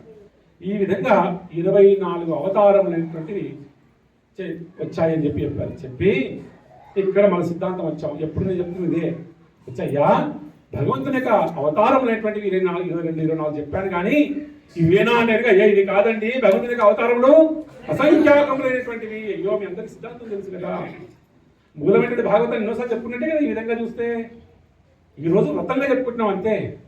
అయ్యా అవతారములు అనేకములు ఉన్నాయి, కానీ ఏమిటంటే ఇక్కడ చెప్తున్న శ్లోకం అద్భుతంగా అవతార అసంఖ్యాక హరే సత్వ నిధే ద్విజ. అయ్యా ఆ హరి యొక్క అవతారములు అనేకములైనటువంటి అయ్యా, కానీ ఏ విధంగా కనుక ఒక సముద్రంలో ఉన్నటువంటి నీరు లేదా ఒక నదిలో ఉన్నటువంటి నీరు పాయలుగా ఎలాగైతే మారుతూ అనేక నామధేయాలు కలిగి ఏ విధంగా వేరు నదులుగా మారుతుందో మూలం ఉన్నటువంటి ఒక నది ద్వారా, అలాగే మూలంగా ఉన్నటువంటి ఒక అవతారం ద్వారా అనేక అవతారములు అనేటువంటి వచ్చి ఉన్నాయి. ఎన్ని అవతారములు, ఈ పాయలు ఎన్నిగా విభజించబడ్డాయి, ఎన్నో అసంఖ్యాకములైనటువంటివి. కానీ మరి ఇందరికి ఆధారభూతమైన ఈ అవతారం ఏమిటండి అంటే కనుక ఇప్పుడు చెప్తున్నాడండి. అందరు చెప్పండి. ఏతే చాంసః కళాపుంసః కృష్ణస్తు భగవాన్ స్వయం ఇంద్రాది వ్యాకులం లోకం హృదయంతి యుగే యుగే. ఏతే చాంసః కళాపుంసః కృష్ణస్తు స్వయం భగవాన్ స్వయం ఇంద్రాది వ్యాకులం లోకం హృదయంతే యుగే యుగే. అయ్యా ఈ యొక్క భగవాన్ అయినటువంటి వారు ఎవరైతే ఉన్నారో ఏతే చాంస కళాపుంస, అయ్యా ఈయన అంశావతారములు ఉన్నాయి, ఈయన అవతారములు ఉన్నాయి, అనేకం ఉన్నాయి, కానీ ఏతే చాంస కళాపుంస, అయ్యా ఎన్నో అవతారములు ఉన్నాయి, కానీ అన్ని అవతారాలు మూల అవతారం ఎవరయ్యా? కృష్ణస్తు భగవాన్ స్వయంగా కృష్ణుడే మూల అవతారమై ఉన్నది. కానీ ఇన్ని అవతారాలను ఎందుకు ధారణ చేస్తాడు అంటే ఇంద్రాది వ్యాకులం లోకమయ్యా. ఇంద్రుడైనటువంటి వాడు ఎప్పుడు బాధపడ్డా, ఎప్పుడు దుఃఖపడ్డా, ఎప్పుడు కష్టాలు ఉన్నా ఎన్నో అవతారాలుగా ఈ భూలోకాన్ని దిగి వస్తాడయ్యా. ఎందుకు వస్తాడంటే ఇది ఒక కారణం అనమాట. ఏమిటండి? దేవతను రక్షించడం కోసం, భక్తులు రక్షించడం కోసం అంటారు. ఇంద్రుడికి ఎప్పుడు దుఃఖం కలిగినా, ఎప్పుడు బాధ కలిగినా, ఎప్పుడు తన సీటు అటు అయిపోయినా వెంటనే వచ్చేస్తారట. ఏమిటంటే మరి ఇంద్రుడిని కూడా నెగిటివ్ క్యారెక్టర్ చేస్తారు ఏంటండి అనుకోవచ్చు మనందరికీ కూడా. కానీ ఎందుకు అలా ఉండడం ద్వారా ఏమిటి, అలా ఎందుకు ఉండకూడదో అదే లీల. అలా ఉన్నా కూడా కృష్ణుని పట్టుకుంటే ఏమిటో చెప్పేటువంటి లీల అనమాట. అవునండి, ఒకటి లీల చేయాలంటే ఎవరి చేతనో చేయించాలి కదా. అలా ఇలా వినుదైనటువంటి వాడు. కాబట్టి అన్ని అవతారాలకు మూల అవతారం ఎవరండి? కృష్ణస్తు భగవాన్ స్వయం అన్నారు. ఇంకేమిటండి ప్రశ్న? ఓహో, ధర్మము ఎవరిని ఆశ్రయించింది? అయ్యా మీరు ఉన్నప్పుడు ధర్మం ఇక్కడే ఉంది, కానీ కలియుగం ఇది. మీరు వెళ్ళిపోయారు పర్వాలేదు. ఈ కలియుగం ఎంత కష్టమైనటువంటిదో, చాలా కష్టమైనటువంటిది కలియుగము. జీవుడైనటువంటి వాడు ఎలా మారిపోతాడో తెలియదయ్యా. కలియుగంలో మరి ఈ ధర్మం ఎవరిని ఆశ్రయించింది? అయ్యా పూర్వకాలంలో ఎవరికైనా ధనం కలిగితే ఏం చేశారు? అయ్యా ఇది ఏది నాది కాదు, నాది కాదు, ఇదంతా కూడా కృష్ణార్పణం, కృష్ణార్పణం, కృష్ణార్పణం అనేటువంటి వారంట. ఎవరి ధనం వచ్చినా కూడా ఏవో నాది కాదు, నాది కాదు, కృష్ణార్పణం, కృష్ణార్పణం అని వచ్చినటువంటి వారికి చక్కగా ఏమిటి అందరు ఎవరినైనా పిలిచి అందరు కూడా ధర్మాలు చేసేటువంటి వారంట. మరి తర్వాత యుగం ఏంటంటే సత్యయుగం తర్వాత ఏ యుగం అండి? త్రేతాయుగం. త్రేతాయుగంలో మాత్రం సగం ఉంచుకునేవారంట. అయ్యో నా కోసం సగం ఉంటానని నేను బ్రతకాలి, అందరూ బ్రతకాలి, కాబట్టి నేను సగం పెట్టుకుంటాను, సగం ఇస్తానని చెప్పేవారు. కానీ ఇంటి ముందు మాత్రం రాసుకునేవారు అందరు కాదంటే అతిథి దేవో, మా ఇంటికి ఎవరు వస్తారో నేను ఇస్తాననేటువంటి వారు. ఇంతకుముందు సత్యయుగంలో వీరే బయటికి దానం చేసేటువంటి వారు. కానీ త్రేతాయుగంలో ఏమైందంట? అతిథి దేవో, అయ్యా మీరు రండయ్యా, మా ఇంట్లో చక్కగా అగ్గిపాదులు ఇస్తాం, ధనం ఇస్తాం, దానం ఇస్తాం, అన్ని చేస్తాం, బంగారం ఇస్తాం, అది ఉన్నది ఎంతో సగం అంతా కూడా మీకు ఇస్తాం అంటారంట. ఏ యుగంలో అండి? త్రేతాయుగంలో. ఇక్కడ ద్వాపర యుగం వచ్చిందండి. ఇక్కడ ఏమిటి? సుస్వాగతం రాస్తారంట. అంటే అతిథి దేవో, దేవుడు సమానమైనటువంటిది కాదు. నాకు ఎవరు అనుకూలమో వారినే వినపడడం, అంటే ఎవరి ఇన్విటేషన్ వారికే రావాలి. ఇంతమంది అతిథి దేవుడు ఎవరైనా రావచ్చు, కానీ ద్వాపర యుగంలో ఏమిటండి? సుస్వాగతం. నేను ఎవరికి ఇన్విటేషన్ ఇచ్చినా వారినే ఉన్నమాట. రండి అయ్యా రండి. ఎలా ఉంటుంది వీరి ధనం అంటే ఏం లేదండి, 90% నేను పెట్టుకున్నాను, ఒక 10% మీకు ఇస్తానని చెప్పండి. అవునా? ఎలా ఉంటుంది అయ్యా అంటే ఏం లేదండి, ఒక చిన్నది ఏమిటి సర్కిల్ గీసేసి ఏమిటి డబ్బులన్నీ బయటికి వేసి ఈ యొక్క సర్కిల్ లోపల ఉంటాయి నావి, లేదు సర్కిల్ ఉన్నటువంటి కూడా భగవంతుడివి బయటపడేటువంటి నావి అని చెప్పి అనుకున్నానండి. సత్యయుగం అట్లా అలా ఉండేటువంటి ద్వాపర యుగం. కలియుగం చాలా తెలియకైనటువంటి వారు కదా. కలియుగంలో ఎలా ఉందయ్యా అంటే అయ్యా ఇంకొక పోటీ అనిపిస్తుంది. ఇది గురువారు చెప్పినటువంటి రాధాగోవింద్ మాధవ్ వారు హాస్యంగా చెప్పినటువంటిది. నేను ఇక్కడ చెప్పే సందర్భం కాదు. ఇక్కడ కుత్తే హే సావధ్ అనే బోర్డు కనిపిస్తుంది ఇంటి ముందు. అవునా? సుస్వాగతం ఉందా బోర్డు? ఇప్పుడు లేదు. ఏమనుందండి? కుక్కలు ఉన్నాయి, జాగ్రత్త ఉందంట.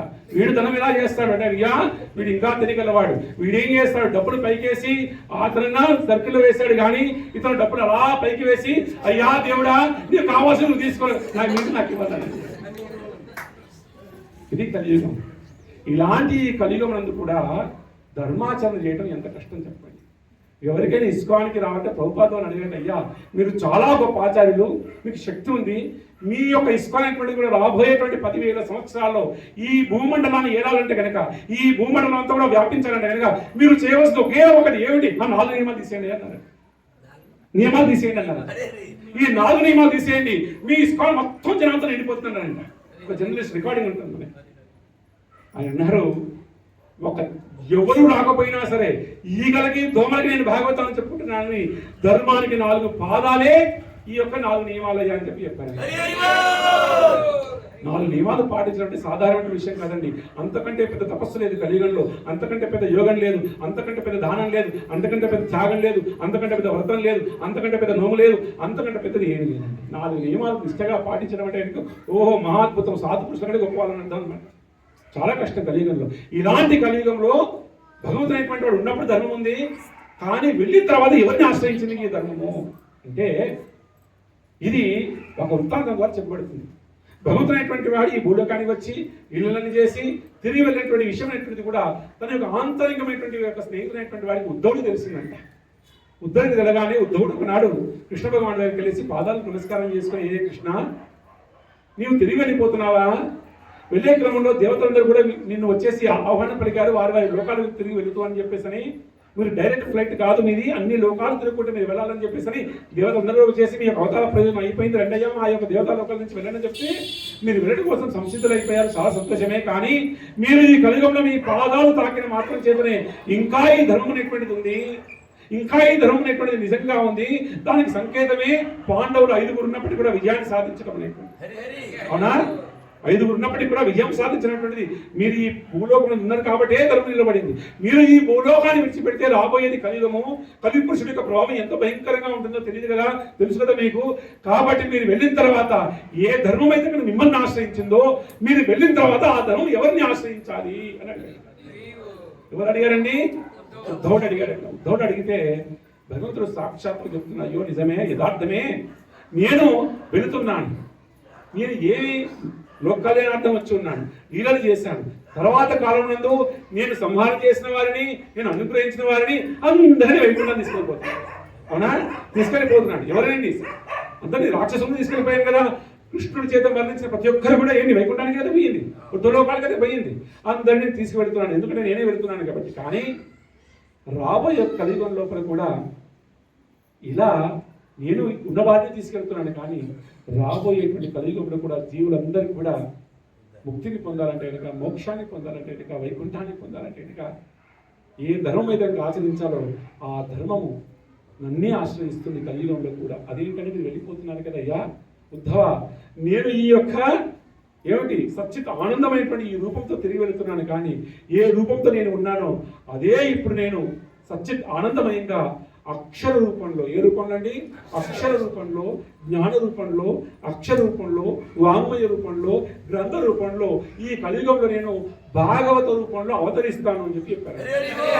శ్రీమద్ భాగవత మహాపురాణకి. ఓహో, మహాద్భుతం. కాబట్టి ఇప్పుడు భాగవతం వేరా కాదన్నారు.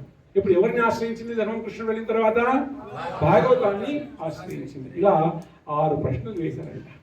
6 ప్రశ్నలు వేసి సమాధానం తెలుసుకున్న తర్వాత ప్రశ్న అయిపోతుంది కదండి, విస్తారం కావాలి కదా. ఒక 10 నిమిషాలు చెప్తున్నాం అప్రోచి, ఓకేనా? 10 నిమిషాలు చెప్తున్నాం అప్రోచి, ఓకే, సంతోషం. ఈరోజు కొంచెం ఫిలాసఫీ ఉంది కాబట్టి అన్నిదా భావించకండి, రేపటి నుంచి మనకి చక్కని కథలు తెలుసుకుందాం అప్రోచి. ఓకే, ఇలా ఈ ప్రశ్నలు అనేటువంటివి తెలియజేశారు క్లుప్తంగా అంటే సంక్షిప్తంగా తెలియజేసిన తర్వాత సౌనకాది ఋషులందరికీ కూడా మరో 4 ప్రశ్నలు అడిగారు. వెళ్ళి ఎక్కడ ప్రశ్నలు అక్కడే సాహిత్యం, అక్కడే చక్కటి అద్భుతమైనటువంటి గ్రంథాలన్నీ కూడా వస్తాయి.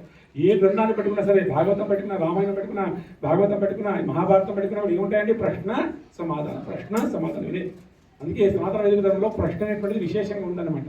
ప్రశ్నతోనే మొదలవుతుంది.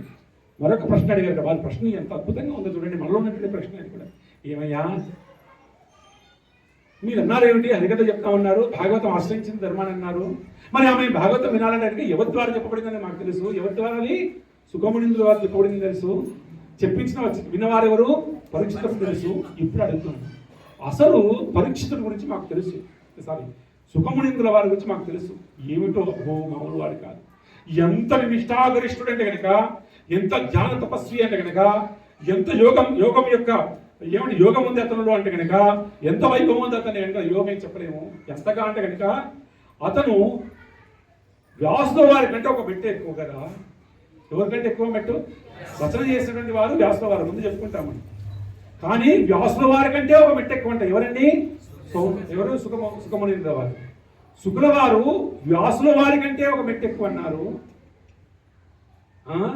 కానీ అది ఏమిటి? వారు ఆత్మారామునేటువంటి, అది పట్టుకోవాలి మనందరికీ కూడా. సుఖమునిందుల వారు ఆత్మారాములైనటువంటి వారు. ఆత్మారామస్యముని అని ఒక శ్లోకం ఉంటుంది. ఆత్మారామ అనే దానికి 61 అర్థాలు రాశారు చైతన్య మహాప్రభుడు వారు. ఆత్మారామ అంటే ఈ ఆత్మారామ అనేటువంటి పదానికి ఎన్ని అర్థాలు రాశారంటే భాష్యంలో 61 అర్థాలు రాశారంట. అది సనాతన కోసం వారు ఉపదేశించారు. మనకి చైతన్య చరితామృతంలో ఉంటుంది. చెప్పాలనుకుంటుంది ఏమిటనగా ఆయన ఆత్మారాముడు అంటే తను ఆనందించడం కోసము బాహ్యంలో ఇంకొక వస్తువు ఏమీ అవసరం లేకుండా తనకు తానుగా లోపలే రమిస్తూ ఆనందంగా ఉండేటువంటి వాడిని ఆత్మారాముడు అంటారు. మనం ఆనందంగా ఉండాలంటే ఏం కావాలండి? ఆహారం కావాలి. ఆనందంగా ఉండాలంటే ఏం కావాలండి? భోజనం కావాలి. ఆనందంగా ఉండాలంటే నాకు పక్కన వాడు వస్తామా అని పొగడాలి. యోను ఎంత గొప్పడో ఎంత గొప్పడో ఎంత గొప్పడిగో ఎంత ధనముందో ఎంత ధనముందో ఎంత జ్ఞానం పొగడాలి. పొగుడ్తగానే ఆనందం రాదు. నాకు ఏదైనా ఒక టీవీ కావాలి, ఒక వస్తువు కావాలి, ఒక పదార్థం కావాలి, లేదా ఒక సంఘటన కావాలి, ఏదో వాటి కావాలి నేను ఆనందించడం కోసం. కానీ సుఖమునిందుల వారికి మాత్రము బాహ్యమైనటువంటి ఏ వస్తువు అవసరం లేకుండా తనకు తానుగా భగవంతుని రమిస్తూ ఆంతరమునే భగవంతుని దర్శిస్తూ ఆనందంగా ఉండేటువంటి వాడిని ఆత్మారాముడు అంటారంట. ఇది ఒక అర్థమే. ఆత్మారాముడు అంటే అంతటా భగవంతుని చూడటము, భగవంతులను అన్నిటిని చూడటం. అంతటా భగవంతుని చూడటము, భగవంతునిలోను సమస్తము చూడటము. ఇది ఆత్మారాముడి యొక్క లక్షణము. ఆత్మారాముడు అయినటువంటి వాడు దేని యందు ఆసక్తి లేదు తనకి, ఎంతగా తను నిష్ఠాగరిష్ఠుడంటే కనుక అని ఒక వృత్తాంతం చెప్తాను. ఎవరండి? వీరే. ఎందుకంటే అసలు ఇలాంటి వాడు 7 రోజులు ఎలా కూర్చున్నాడు ఆయన? కథ చెప్పాలంటే ఎన్ని రోజులు అన్నారు? 7 రోజులు. సప్తాహం 3వ రోజు జరగాల్సింది. 7 రోజులు అంటే ఏదో గంటలా కాదండి అది. 7 రోజులు 7 రాత్రులు 7 పగళ్ళు పరిపూర్ణంగా 18,000 శ్లోకాలు చెప్పాలి. అంటే 7 రోజులు అంటే 7 రోజులు 7 పగళ్ళు 7 రాత్రులు ఈ యొక్క ఎవరు శుక్రవారం చెప్పారండి ఆయనక. అసలు ఆయన అంత వైరాగ్యం ఉండేటువంటి వాడు. బాహ్యం ఎవరిని ఆయన అనుగ్రహించాల్సిన అవసరం లేదు, ఎవరికి చెప్పాల్సిన అవసరం లేదు. ప్రత్యేకించి ఆయన ఎక్కడా ఒక దగ్గర ఉండడు. అంత వైరాగ్యం అయినటువంటి వాడు, అంత ఆత్మారాముడైనటువంటి వాడు 7 రోజులు 7 పగలు ఈ భాగవతం చెప్పడం కోసం ఎందుకు కూర్చున్నాడయ్యా అనే ప్రశ్న అని చెబుతూ, నిజంగా మీకు తెలియదు కాదు, సుఖమునిందుల వారు ఒకనాడు అలా పర్యటిస్తున్నారంట ఒక ప్రాంతం లోపల. పక్కన ఒక చక్కటి తటాకం ఉంది, చిన్న తటాకం. ఏమిటి? ఒక చిన్న స్నానం ఆడడానికి ఒక చిన్న తటాకం ఉంది, ఒక చెరువు అనుకోండి. అక్కడ కొంతమంది స్త్రీలు స్నానం ఆచరిస్తున్నారంట. స్నానం ఆచరిస్తుంటే కనుక ఈయన వెళుతున్నాడు ముందు. ఎవరండి? సుఖదేవుల వారు వెళ్తున్నారంట. వెళుతుంటే వారు స్నానం చేసేటువంటి వారు ఏ మాత్రం చలనం లేకుండా అలా ఒడ్డుపైకి వచ్చేసి ఒక్కసారి నమస్కారం చేసుకొని తిరిగి వెళ్ళి స్నానం ఆచరిస్తున్నారంట. ఎవరిని చూసండి? శుక్ల వారిని చూసి అలా వారు వెళ్ళిపోయారంట. ఆయన వెళ్ళిన తర్వాత కాస్త సమయానికి వ్యాసుల వారు వస్తున్నారంట. వ్యాసుల వారు వస్తుంటే వెంటనే వారు వెళ్ళేసి అక్కడ తటాకాడికి వెళ్ళేసి ఒక వస్త్రాన్ని తీసుకొని కప్పుకొని ఒక చెట్టు చాడి వెళ్ళిపోయారంట. ఇది గమనించాడు వ్యాసుల వారు. గమనించి, ఏమమ్మా తల్లులారా, మీకు నమస్కారము. నేను ఏమిటి వృద్ధుణ్ణి, పైగా నేను ఇంత జ్ఞానం కలిగినటువంటి వాడిని, వేదాన్ని భాగం చేసేటువంటి వాడిని, ఇంత గొప్ప జ్ఞానం కలిగినటువంటి వాడిని, నేను ముసలివాడిని, నాలో ఏమాత్రం కూడా యవ్వనం లేదు. కానీ నేను నడుస్తుంటే కనుక ఏమన్నారు? మీరేమో వచ్చి కప్పుకున్నారు ఏమిటి వస్త్రాలని.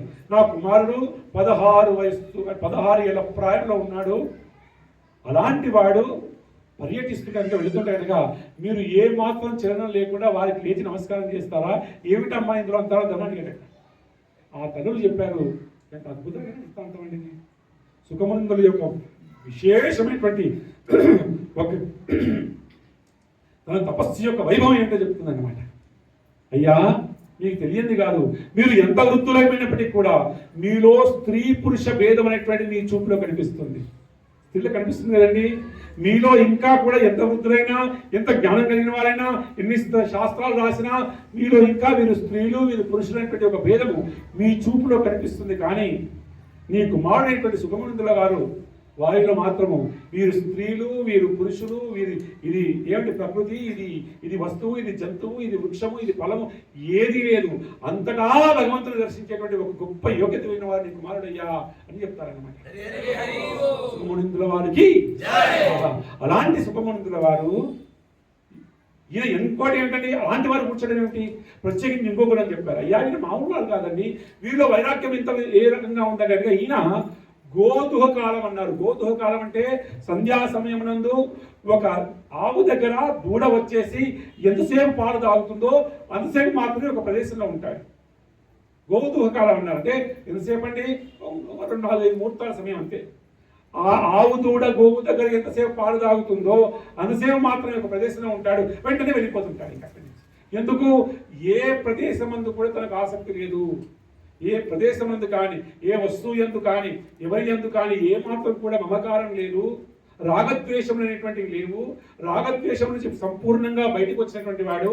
కాబట్టి అలాంటి గోధుమ కాలం కూడా ఒక ప్రదేశంలో ఉండనటువంటి ఈ యొక్క సుఖమునిందుల వారు ఈ భాగవతంలోకి ఈ యొక్క ప్రదేశంలోకి వచ్చేసి పరీక్షితుడికి 7 రోజులు 7 పగలు ఎలా చెప్పగలిగాడయ్యా అనేది ఒక ప్రశ్న. అవునా అండి? ప్రశ్న బాగుందా? రెండవ ప్రశ్న, సరే అది ఉండొచ్చు, ఆయన ఏదో చెప్పారనుకుందాం. ఇంకా మరొక వైపున ఎవరు? పరీక్షితుడు. ఈయన మామూలు వాడి కాదు. ఏమిటండి? సాక్షాత్తుగా గర్భంలోనే భగవంతుని దర్శనం చేసినటువంటి వాడు పరీక్షితుడు. మళ్ళీ ఏమిటి? పాండవులందరికీ కూడా వారి వారి లోకాలు వెళ్ళిన తర్వాత అద్భుతంగా రాజ్యం చేసేటువంటి వాడు. ఎంతగా చెప్పాలని అనగా ద మోస్ట్ బిజియెస్ట్ కింగ్ అని అన్నాడు అనమాట. ఇంగ్లీష్లో చెప్పాలండి. బిజియెస్ట్ అంటే ఏమంటాం తెలుగు దాని అనువాదం? తీరిక లేనట్టు కూడా రాజ్యం చేసేటువంటి వాడు, ప్రతినిత్యం కూడా ప్రజల్లో ఉండేటువంటి వాడు, రాజ్య పరిపాలన అద్భుతంగా చేస్తున్నటువంటి వాడు, ఒక క్షణం కూడా వ్యర్థం చేయనటువంటి వాడు. అలాంటి వాడు ఒక ఏకఛత్రాధిపతితో మూడు మండలాన్ని ఏలేటువంటి మహారాజుల వారు ఏమిటి? ఒక గంగానది తీరానికి వెళ్ళారా? రాజ్యాన్ని వదిలేశారా? భార్య పిల్లల్ని వదిలేశారా? వదిలేసి వారు అక్కడ 7 రోజులు కూర్చున్నారా? అదేమిటి? ఎలా సాధ్యమైంది? ఇది కథ చెప్పండి అయ్యా అని చెప్పి అడిగారట. అడిగితే అప్పుడు దానికి సమాధానం ఏంటంటే సూతుల వారు చెప్తారు. అది మనం రేపటి రోజున చెప్పుకునేటువంటి ప్రయత్నం చేద్దాం. ఈనాటి ఈ 2వ రోజున ఈ భాగవత సప్తాహానికి చేసేటువంటి భక్తులందరికీ కూడా విశేషంగా స్వాగతం. కొన్ని శ్లోకాలు పద్యాలు అనుకున్నాను కానీ సాధ్యపడటం లేదు. కానీ ఈరోజు 4-5 శ్లోకాలు చాలా బలమైన శ్లోకాలు. ఎంత బలమంటే కనుక అంత బలమైన శ్లోకాలు మీరు నేను ఇద్దరం కలిసి చెప్తున్నాము. చాలా పరిపూర్ణమైన. కాబట్టి ఈ విషయం ఏది కూడా మనస వాచ కర్మణ ధారణ చేస్తూ కేవలం శ్రవణమే కాకుండా ఏం చేయాలంటే లోపల మననం స్మరణం అది మననం చేసి స్మరణ మారుతుంది. అవునా? ఈ చెప్పినటువంటి ప్రతి విషయం కూడా చక్కగా శ్రవణం చేసి ప్రతినిత్యం కూడా ధారణ చేయండి. ఈ 7 రోజుల పాటు కృష్ణ సంబంధమైన విషయములు తప్ప మరొక విషయాన్ని ఎంత వీలైతే అంత ఎక్కువగా, ఎంత వీలైతే అంత తగ్గించేటువంటి ప్రయత్నం చేయండి. చాలా వరకు భాగవత సప్తాహంలో ఒక మత్స్యం జరుగుతుందన్నారు. ఏమిటంటే ఏకాగ్రతలో ఉన్నటువంటి వాళ్ళందరికీ కూడా చాలాసార్లు స్వప్నంలో కృష్ణ దర్శనం అవుతుందని చెప్పేసి చాలామంది చెప్తుంటారు. అది చాలామంది కూడా వారి యొక్క వ్యక్తం చేశారు. కాబట్టి ఆ కృష్ణ దర్శనం అది ఎరుకలైనా పర్వాలేదు, ఆ స్వప్నంలో అయినా సరే ఆ భగవంతుని దర్శనం చేసేటువంటి అనుగ్రహం ఈ 7 రోజుల పాటు ఉంటే ఆ భాగవంతుని యొక్క మహత్వం చేత మనకు కలగాలని చెప్పేసి, కృష్ణానుగ్రహం కలగాలని చెప్పేసి కోరుకుంటూ సర్వేజన